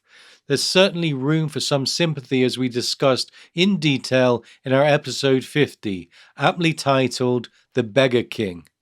Yet for all the tragedy in his backstory, none of it excuses his treatment of Dany. Here he pushes his luck too far and ends up drawing his sword and threatening Dany and her unborn child in front of Drogo. Again he underestimates the Dothraki, but in his mind, he believes he's outsmarted them. They can't kill us. They can't shed blood here in the sacred city. But I can. He laid the point of his sword between Daenerys' breasts and slid it downward over the curve of her belly. I want what I came for, he told her. I want the crown he promised me. He bought you, but he never paid for you. Tell him I want what I bargained for, or I'm taking you back. You and the eggs both. He can keep his bloody foal. I'll cut the bastard out and leave it for him. As soon as Viserys lowers his sword, Drogo gives a signal to his blood riders who quickly overpower him. In one of the most memorable scenes in the series, the Khal melts down the gold medallions of his belt in a soup pot and upends the molten metal on Viserys' head. Poetically, Viserys gets his promised golden crown. Drogo spills no blood in Vaes Dothrak and shows no remorse for the man who broke sacred traditions and threatened his Khaleesi and unborn son with a blade. The reality of the Dothraki is that they are brutal and not to be crossed. Thus far it had been Viserys loudly proclaiming his intent to conquer Westeros and restore the Targaryen dynasty, but those ambitions didn't die with him. Dany herself, who now has far more influence over the Dothraki than her brother did, wants to head west. But as we've said, the Dothraki have superstitious beliefs about water that their horses can't drink. As Drogo rides off to hunt a white lion or Rakhar, which might be a purposeful parallel to King Robert's boar hunting in Westeros, Dany is left hoping she can sway her husband. But Drogo has apparently set his gaze east. It says that after Rogo was born, he thinks he might lead his Khalasar to plunder the areas around the Jade Sea. This is an interesting detail because we're left to imagine where exactly he would have aimed for, given the Dothraki don't sail.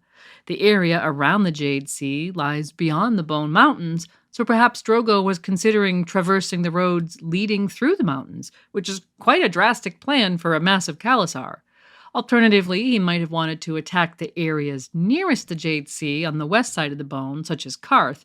Again, this would be a drastic plan because Drogo would need to take his Khalasar through the Red Waste, which, as Dany will come to learn, is a dry hellscape of a desert and no place for humans or horses.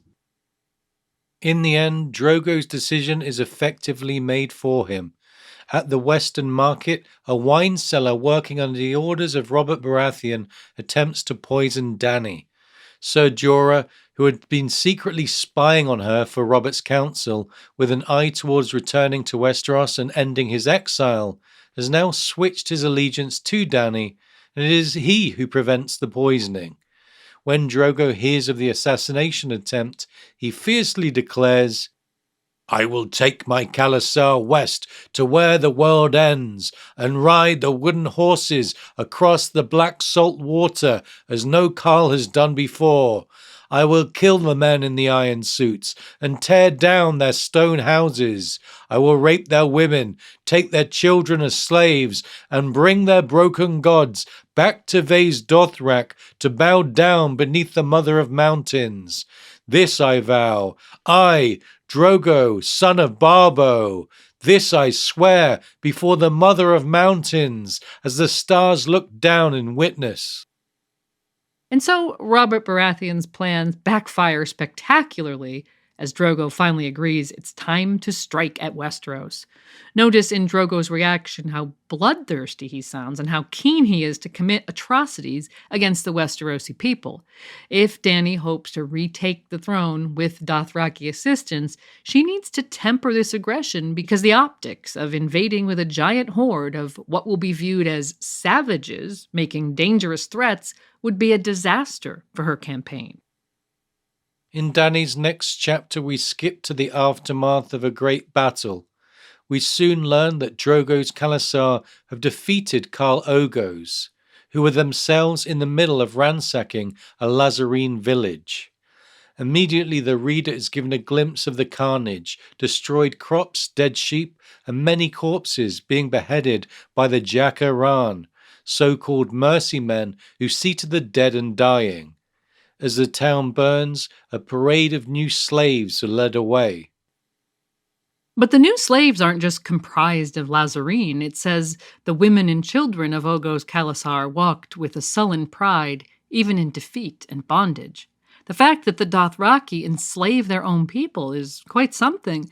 Only a short time earlier, Khal Ogo had been sitting close to Drogo when Viserys was crowned, meaning both Khalasars were peacefully coexisting in Vaes Dothrak. Now Drogo has killed Ogo, then his son Fogo, and is ready to sell off the wives and children of the defeated Dothraki to the nearest slave market. And so we see that slavery is a huge part of Dothraki culture. Irri and Jiqui didn't have a choice to become Dany's handmaidens. They both came from Khalasars that Drogo defeated and were enslaved. Given that in Westeros slavery is not permitted, with Jorah Mormont sent into exile as a result of selling poachers to slavers, we can see that even in a harsh world, the Dothraki stand out as particularly brutal.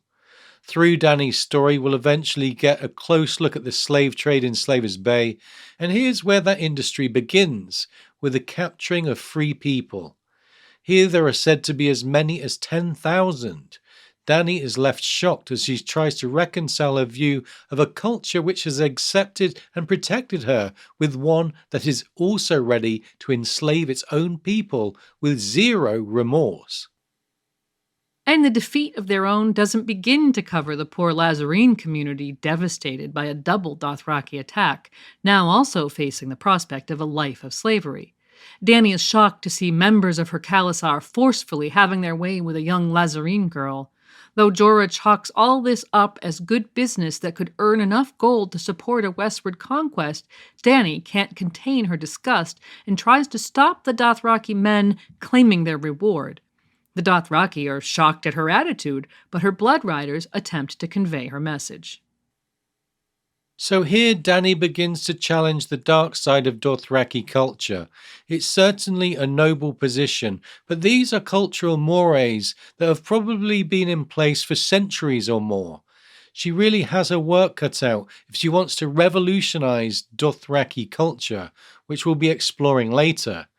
But for now, she feels she's managed to do some good as she successfully convinces Drogo that the women she claimed are hers now and shouldn't be harmed. Speaking of Drogo, he had sustained a wound during the battle. One of Ogo's blood riders sliced his left nipple off, and it says that the wounds were worse than Ser Jorah had her believe. Of course, Drogo plays them down in front of his Khaz, but she knows he'll need immediate treatment in order to heal. We learn that the Dothraki have two types of healers: barren women with their potions and spells, and eunuch slaves with their hot knives and needles. And on the subject of healers, this chapter is of course when the Lazarene god's wife, Mirri Maz Duur, enters the story. When she offers to help heal the injuries Drogo sustained in battle, Kotho orders Aggo to cut out her tongue. However, Dany claims the woman out of what she thinks is mercy, to the annoyance of the Dothraki, who are suspicious of Magi and their dark blood magic. Bleeding from an arrow wound and with his nipple missing, Drogo agrees to let Mirri treat him. Dany believes that Mirri will truly help Drogo. The god's wife sings prayers, removes the arrow, and applies pastes and ointments before bandaging him up. When Dany then asks Mirri to help with the birth of her child, The reader can't help but wonder if her trust might be misplaced. While Dany did save Miri from a terrible fate, which might make the god's wife feel grateful to her, the Lazarene still have plenty of reasons to hate the Dothraki. In Dany's next chapter, we learn immediately that Khal Drogo is so sick he's struggling to ride. Blood flies are hovering around him and he's barely reacting. Miri had told him to keep her poultice on for 10 days, but he ripped it off after 6.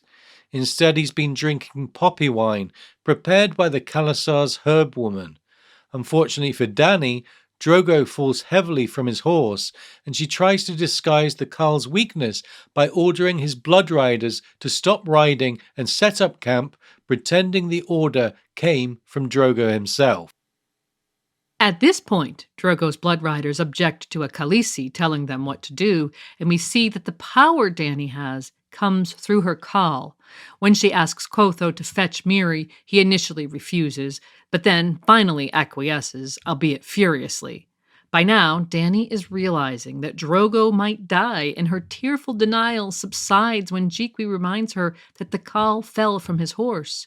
She thinks, a Khal who could not ride could not rule. Her life and status in the Dothraki hierarchy is crumbling as Drogo's breathing becomes increasingly labored. When Ser Jorah arrives in the tent, he wastes no time in evaluating Drogo's condition. He scrapes away the mud from Drogo's chest to reveal a wound glistening with corruption. Your Khal is as good as dead, he tells Dany, not mincing his words. The knight warns her that they must flee quickly, as he's well aware of what comes next.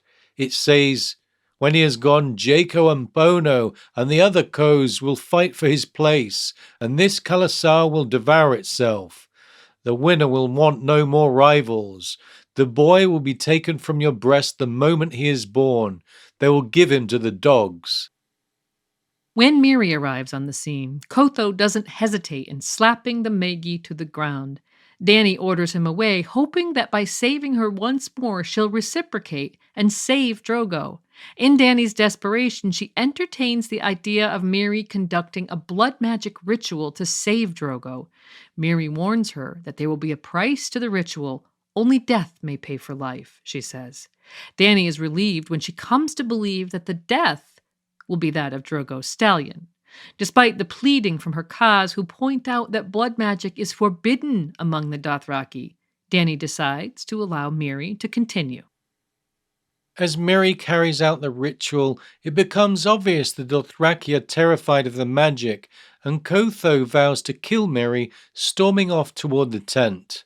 Dany orders her Khas to stop him, but Kotho slices Quaro to his death with his arak.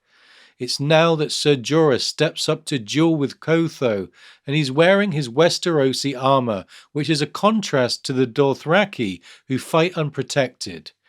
Jorah ultimately prevails, and Kotho's death immediately sets off a chain reaction of chaos, in which Ricardo slays Drogo's blood rider Hago with an arak, and Aggo kills Gaholo, the last of Drogo's blood riders, with a perfectly placed arrow. As we know, Dany loses her baby, and when she wakes, Drogo is in a sorry state. More than that, Drogo's incapacity and the deaths of his blood riders left a power vacuum in the Khalasar. While Dany was consumed by fever dreams in the aftermath of Rhaego's stillbirth, and Drogo lay catatonic in the aftermath of Miri's ritual, the Khalasar had disintegrated. First, his Pono, named himself Khal and rode away with thousands of riders, slaves, and horses. Khal Jhaqo followed, then other groups, until finally, of the 40,000 who had ridden with Drogo, accompanied by vast herds and what was likely thousands of slaves, only around 100 remained, the old, the weak, and the sick, Dany's handmaidens, and her Khas, Aggo, Jogo, and Ricardo. Aggo tells her, "We who swore, we remain." Ricardo adds that those who left took the herds and the slaves that had once belonged to Khal Drogo, telling Dany it is the right of the strong to take from the weak, and adding that they were too few to stop the new Khals from stripping them bare. Dany learns the brutal fate of the slave girl Eroa, whom she had once saved, and swears that she will have a vengeance on Pono and Jhaqo one day, though it's clear her Dothraki retainers not only don't believe her, but think that she doesn't understand their culture. Irri explains that Khal Jhaqo now leads 20,000 riders, but Dany is unfazed and demands to see her husband. She finds him lying on the bare ground, staring sightlessly up at the sky. Jorah tells her, his eyes follow the sun, though he does not see it. He can walk after a fashion. He'll go where you lead him, but no further. He'll eat if you put food in his mouth, drink if you dribble water on his lips. And here, notice how very horsey this description of Drogo is. He'll go where you lead him almost sounds like he's been transformed into a human horse. These are interesting details because when Miri was conducting her blood magic with Drogo and his stallion, she said, "Strength of the mount go into the rider, strength of the beast go into the man." And we can't help but wonder if Miri's magic somehow switched Drogo and his stallion's minds around, which would explain why Drogo seemed so horsey and would mean that Drogo's actual mind died when Miri slit the throat of his mount. In a world that includes skin changers and whites, such magic doesn't seem beyond the realm of possibility. From Miri, Dany learns a terrible lesson about the futility of everything she thought she had done to impose her own values upon her husband's culture. Though she had saved Miri's life and briefly Eroa's, their homes and families, their dignity and independence, and perhaps even their entire way of life had been destroyed by the Riders. Miri tells her to, quote, "Look to your Khal and see what life is worth when all the rest is gone." Dany must see her point because by the end of the chapter she will smother Drogo with a pillow. Dany's final chapter in A Game of Thrones is a memorable one. Given our focus is on the Dothraki here, we'll avoid going into too much detail, but this is certainly a pivotal moment for her and what's left of her Dothraki followers. The chapter begins with Dany constructing what appears to be a traditional Dothraki funeral pyre for Drogo, consisting of a sacrificed horse, his weapons and worldly possessions, with the exception of her 3 bride gifts. Then she names Jogo, Aggo, and Rakaro her blood riders, essentially naming herself as a Khal. She gifts the men with the whip, dragonbone bow, and great arak she'd received as wedding gifts, though tellingly each in turn declares they cannot be her blood riders, as a woman cannot lead a Khalasar. Referencing the Dothraki tradition of sending widowed Khaleesi's back to dwell in Vaes Dothrak, Rakaro promises her, "I shall ride at your side to Vaes Dothrak beneath the Mother of Mountains and keep you safe from harm until you take your place with the Dosh Khaleen. No more can I promise." Again, Dany is unfazed by their refusals and returns to her tent to prepare Drogo's body for the ritual pyre. As the sun sets, Drogo is carried to the pyre and placed on the top level with his head facing the Mother of Mountains, so far away. Then Dany calls for her eggs and places them with her husband, and when Miri tells her that she's mad, she is also staked to the pyre. Dany stands back to await the first star in the night sky, evidently a key part of the tradition, as the idea is that the dead Khal will mount his dead horse and ride into the Nightlands to take his place among the stars and look down upon his people for eternity.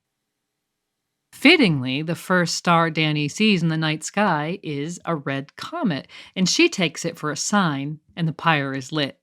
As the flames take hold, Dany observes a number of shapes within them, including what she takes to be a fiery Drogo mounted on a fiery stallion wheeling towards the sky. As she encourages him in her mind to ride into the Nightlands, his fiery whip reaches down and she hears a crack. A moment later, the remnants of the cream-colored egg land at her feet, and then she hears 2 more loud cracks before she walks into the flames. When the fire dies, Jorah finds her amidst the ashes, naked and unharmed, cradling her 3 newborn dragons. The sight leaves Jorah, the first of her Queen's Guard, and the tiny group of Dothraki utterly awestruck. Her blood riders bow down, clearly no longer seeing any issue with following a woman. "Blood of my blood," Jhaqo murmurs, before Aggo and Ricardo repeat the line. Soon Dany is not only the mother of dragons, but head of a small Khalasar. It says, after the Blood Riders came her handmaids, and then the others, all the Dothraki, men and women and children, and Dany had only to look in their eyes to know that they were hers now, today and tomorrow and forever, hers as they had never been Drogo's. And Dany's first mission is to lead her people to safety.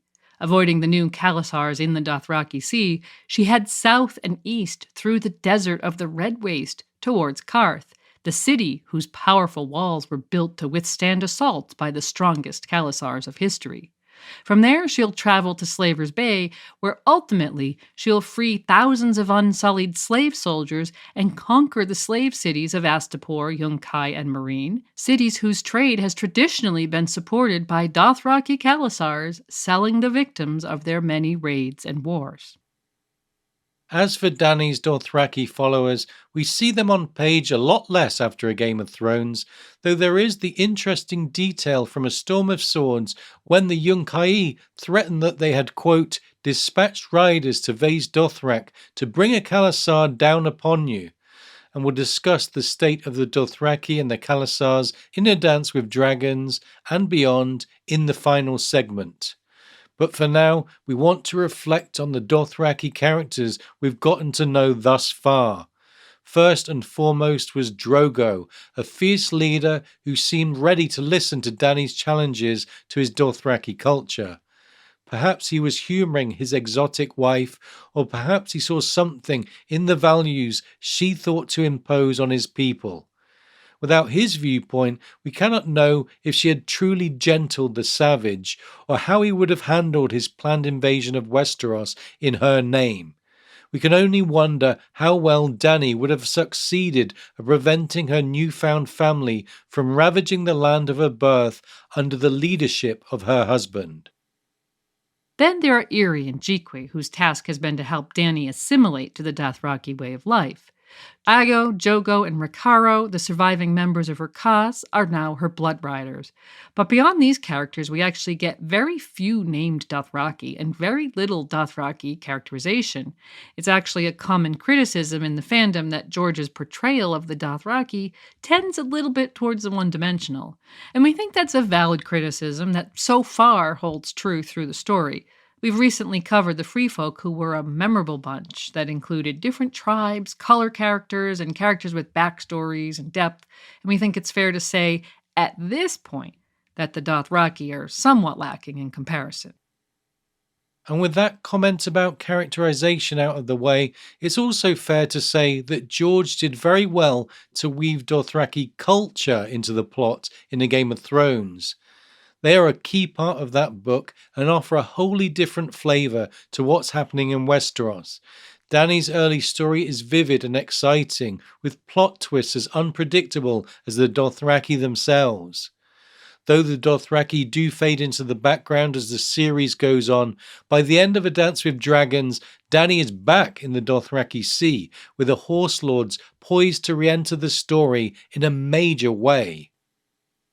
And so, in the final section today, we'll discuss the future of the Dothraki, analyzing the clues gathered from their culture, history, and traditions. Coming up next, we'll recap their dramatic re-entry into the story at the end of A Dance with Dragons and speculate about what their role will be in the Winds of Winter and beyond. The Dothraki only follow the strong, Ser Jorah said. I am sorry, my princess. There was no way to hold them. Kopono left first, naming himself Khal Pono, and many followed him. Jhaqo was not long in doing the same. The rest slipped away night by night, in large bands and small. There are a dozen new Khalasars on the Dothraki Sea, where once there was only Drogos. When considering what the future holds for the Dothraki, we need to also consider the state of the disparate Khalasars at the end of A Dance with Dragons. And the first hint we get at what's going on is the opening quote there from Ser Jorah not long before Dany suffocates Drogo. According to him, Drogo's Khalasar split into multiple different factions when it became clear that Khal Drogo wasn't strong enough to ride. The first name we hear is Pono, one of Drogo's co's, who has named himself Khal and is now followed by thousands of warriors, with the number initially said to be 10,000, but later in A Dance with Dragons said to be around 30,000. In A Clash of Kings, we hear about Pono in Dany's first chapter. It says, "She might have struck downriver for the ports at Marine and Yunkai and Astapor, but Ricaro warned her that Pono's Khalasar had ridden that way, driving thousands of captives before them to sell in the flesh marts that festered like open sores on the shores of Slavers Bay." "Why should I fear Pono?" Dany objected. "He was Drogo's co, and always spoke me gently." "Co Pono spoke you gently," Sir Jorah Mormont said. "Khal Pono will kill you. He was the first to abandon Drogo. 10,000 warriors went with him. You have 100. We also learn of another Khalasar led by Drogo's former Jhaqo. This new Khal is said to lead 20,000 warriors. And what's notable here is that one of Jhaqo's blood riders is Maego. Maego is the one who took Erawa, the young Lazarene woman Dany had been trying to protect, and forced himself on her before giving her over to his new Khal, who then gave her to his other blood riders. When they were done, they slit her throat. Given Dany swears vengeance for this act in A Game of Thrones and repeatedly thinks of the tragedy of Erawa through the books, readers rightfully sense this business is not over. Another Khalasar we hear about is led by Khal Motho. In Tyrion's third dance chapter, he hears that Motho has been spotted by Dagger Lake midway down the Royne. Motho is referred to as Old Motho and reportedly has a Khalasar whose members are said to be near as old as he is. It seems that Motho's Khalasar is nowhere near as fearsome as Pono's or Jhaqo's, and that he in fact fears them. In the same chapter, we hear of the Khalasar belonging to Khal Jhaqo, who, like Motho, is said to be fearful of Jhaqo. Since Haldon tells Illyrio that Motho and Jhaqo flee from Jhaqo, it seems like Jhaqo would surely defeat them both comfortably. Yet Jhaqo must still be some threat.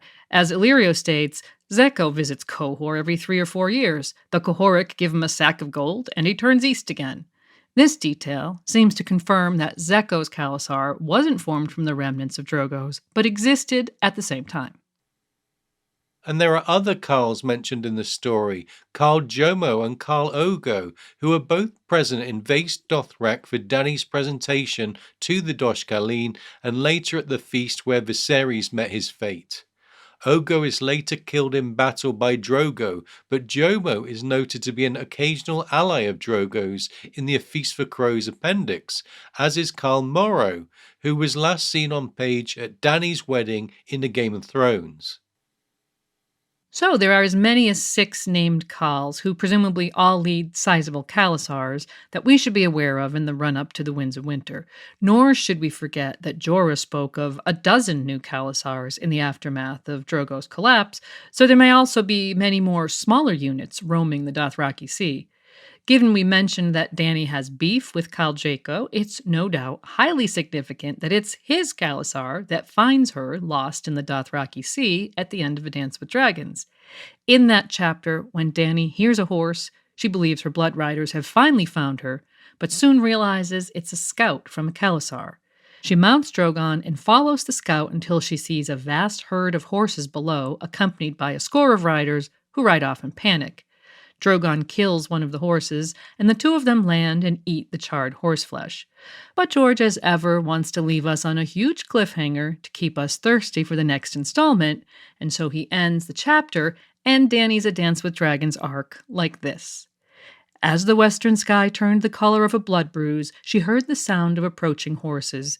Dany rose, wiped her hands on her ragged undertunic, and went to stand beside her dragon. That was how Khal Jhaqo found her, when 100 mounted warriors emerged from the drifting smoke. In order to guess what will happen next, we should reflect on what we've learned about the Dothraki and their culture today. First, there's the detail that Vaes Dothrak is arranged to hold all the Dothraki together, and there's an ancient prophecy that claims they will all one day be united by the Khal of Khals. With this all laid out, and with Dany's dance arc ending in the Dothraki Sea, it seems reasonable enough to conclude that she's got unfinished business at Vaes Dothrak. That's not to mention Quaith's riddle that Dany repeats to herself so often: to go forward you must go back, and the numerous mentions of the fact that widowed Khaleesi are expected to return to Vaes Dothrak. And so, if she does return to the Dothraki city, there are two scenarios which might get her there. First, she could take control of Jhaqo's Khalasar by displaying some awesome strength and killing him. Given she's eager to avenge Erawa and is with her dragon the moment he shows up on page, it's not difficult to imagine how that might go down. And another option is that Dany is forcibly taken back to Vaes Dothrak. If Drogon flies away rather than defend her, Dany will be extremely vulnerable.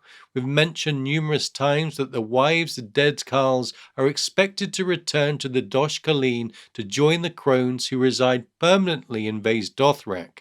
In fact, Dany even thinks about this right before Jhaco finds her. We have to wonder why George included this tradition in his Dothraki culture building and why he's keen to keep us thinking about it. Don't forget Jhaco was one of Drogo's co and might feel obliged to make sure Dany is taken to Vaes Dothrak, although we shouldn't forget Jorah's warning in the Game of Thrones that Pono would murder her if he found her, so we wouldn't expect this option to be without considerable peril for Daenerys. However she arrives there, once Dany is in Vaes Dothrak, we'd expect her to unite the tribes somehow. With the sighting of Drogon, perhaps the Khalasars will be called together, and with the layout of Vaes Dothrak in mind, we wonder if Drogon might perch atop the Mother of Mountains, perhaps attempting to build a lair for himself on the high ground, as he did in the Dothraki Sea. If Dany was to scale the mountain, which is supposed to be for men only, and then mount her dragon, it might be extremely awe-inspiring for the Dothraki. Remember that though Jhaco sees Dany standing alongside Drogon at the end of A Dance with Dragons, it's likely that the Dothraki didn't see her flying on his back. Given that the Dothraki are a culture of riders, dragon riding could be the ultimate feat. So, if she were to mount Drogon in front of the assembled Khalasars, they might unite and bow down to her as the tiny remnants of Drogo's Khalasar did in A Game of Thrones. Also, keep in mind that while there are no blades or bloodshed allowed in Vaes Dothrak by custom, we did see Viserys killed with molten metal, and so commanding a fire-breathing monster might be fair game and would, of course, be extremely difficult to stand against her. And so all the clues lead us to the conclusion that Dany will be riding Drogon out of Vaes Dothrak, leading a giant Khalasar early in the Winds of Winter. We'd guess that at some point Khal Jhaqo and his Blood Riders will be annihilated to avenge Erawa, and other dissenting Khals might be in trouble as well, though perhaps some of the weaker ones we mentioned, such as Zekko or Motho, might bend their knees without protest. Dany will then have a giant horde at her disposal for her westward invasion of Westeros, which alongside the Spearmen of the Unsullied and her 3 dragons will make her a true force to be reckoned with. George has already laid the groundwork for the transportation of a giant army across the seas to Westeros via the Greyjoy and Volantene fleets. With our focus on the Dothraki today, what would a massive westward migration mean for their culture and the greater story? Well, thinking about all the Dothraki heading west together, this maneuver would be a blessing for Essos, whose people have been terrorized by the Horse Lords for many generations. Readers studying Dany's chapters often wonder how her story in Slaver's Bay will be wrapped up given all the complexities involved in ending slavery that are laid out in A Dance with Dragons. The more one considers the knot she's in, the more resigned we are to believing, well, at least she tried to rip up the slave trade, even if she ultimately failed. However, we've given this issue a lot of thought and believe there is a clear path to crushing the slave trade in the area, and the solution has been under our noses the whole time. If Dany transports the Dothraki across to Westeros, the slavers, who are merchants rather than warriors, will lose their main supply chain. How often are we told about the Dothraki conquering a foe, sometimes even their own race, and sending thousands of captives off to the slave markets? With the Dothraki out of the picture, the whole system of human enslavement could fall apart. The slavers would have to find their own slaves, and even with some noted to be engaged in despicable human breeding practices, it's difficult to imagine how they could generate thousands of human chattel with the efficiency of the Dothraki. We think this would be an elegant solution to the slavery issue in Dany's story, and George would be able to weave this scenario while remaining within the constraints of realism he likes to write with. But speaking of realism, while we would love to pump our fist at the destruction of the slave trade in Essos, in reality, moving the Dothraki west would seem to simply mean they would then be able to wreak havoc in Westeros. It seems obvious that Dany would try to change their culture if she became Khal of Khals, as she did when she was Drogo's Khaleesi. No doubt her leadership and ideals will have a massive influence on the Dothraki, yet believing they would change their ways overnight might not fit with George's vision of realism. Yeah, with a horde of tens of thousands coming west, there's bound to be some trademark Dothraki brutality in Westeros. The locals in Westeros would no doubt be terrified of the Dothraki, and if word gets around about atrocities committed by the invaders, Dany will not exactly be welcomed. While she might thrive on the battlefield, there will no doubt be a clash of cultures that will make her life difficult. When has George ever made life easy for his major characters? And so these are the questions about the Dothraki to keep in mind as we await the next book. How will Dany unite the Khalasars? What will happen to the slave trade without the Dothraki providing slaves? How will the Dothraki behave in Westeros? How will the locals receive them? And how will Dany control a cavalry that has traditionally wreaked havoc wherever they ride? We think some of these questions are likely to be at the heart of a continued Myronese knot of sorts as George writes the Slavers' Bay arcs in the Winds of Winter. In our analysis today, we've tried to suggest some ideas as to how these questions might be answered by leaning on details from the text as we know them. As usual, we look forward to these questions being answered and hope our ideas have given you plenty of food for thought. Thanks so much for joining us today. As usual, we'll end the episode by giving credit where credit is due. Thanks to George R.R. Martin for including the Horse Lords of Essos, and to Kevin MacLeod for allowing us to use his music in our production.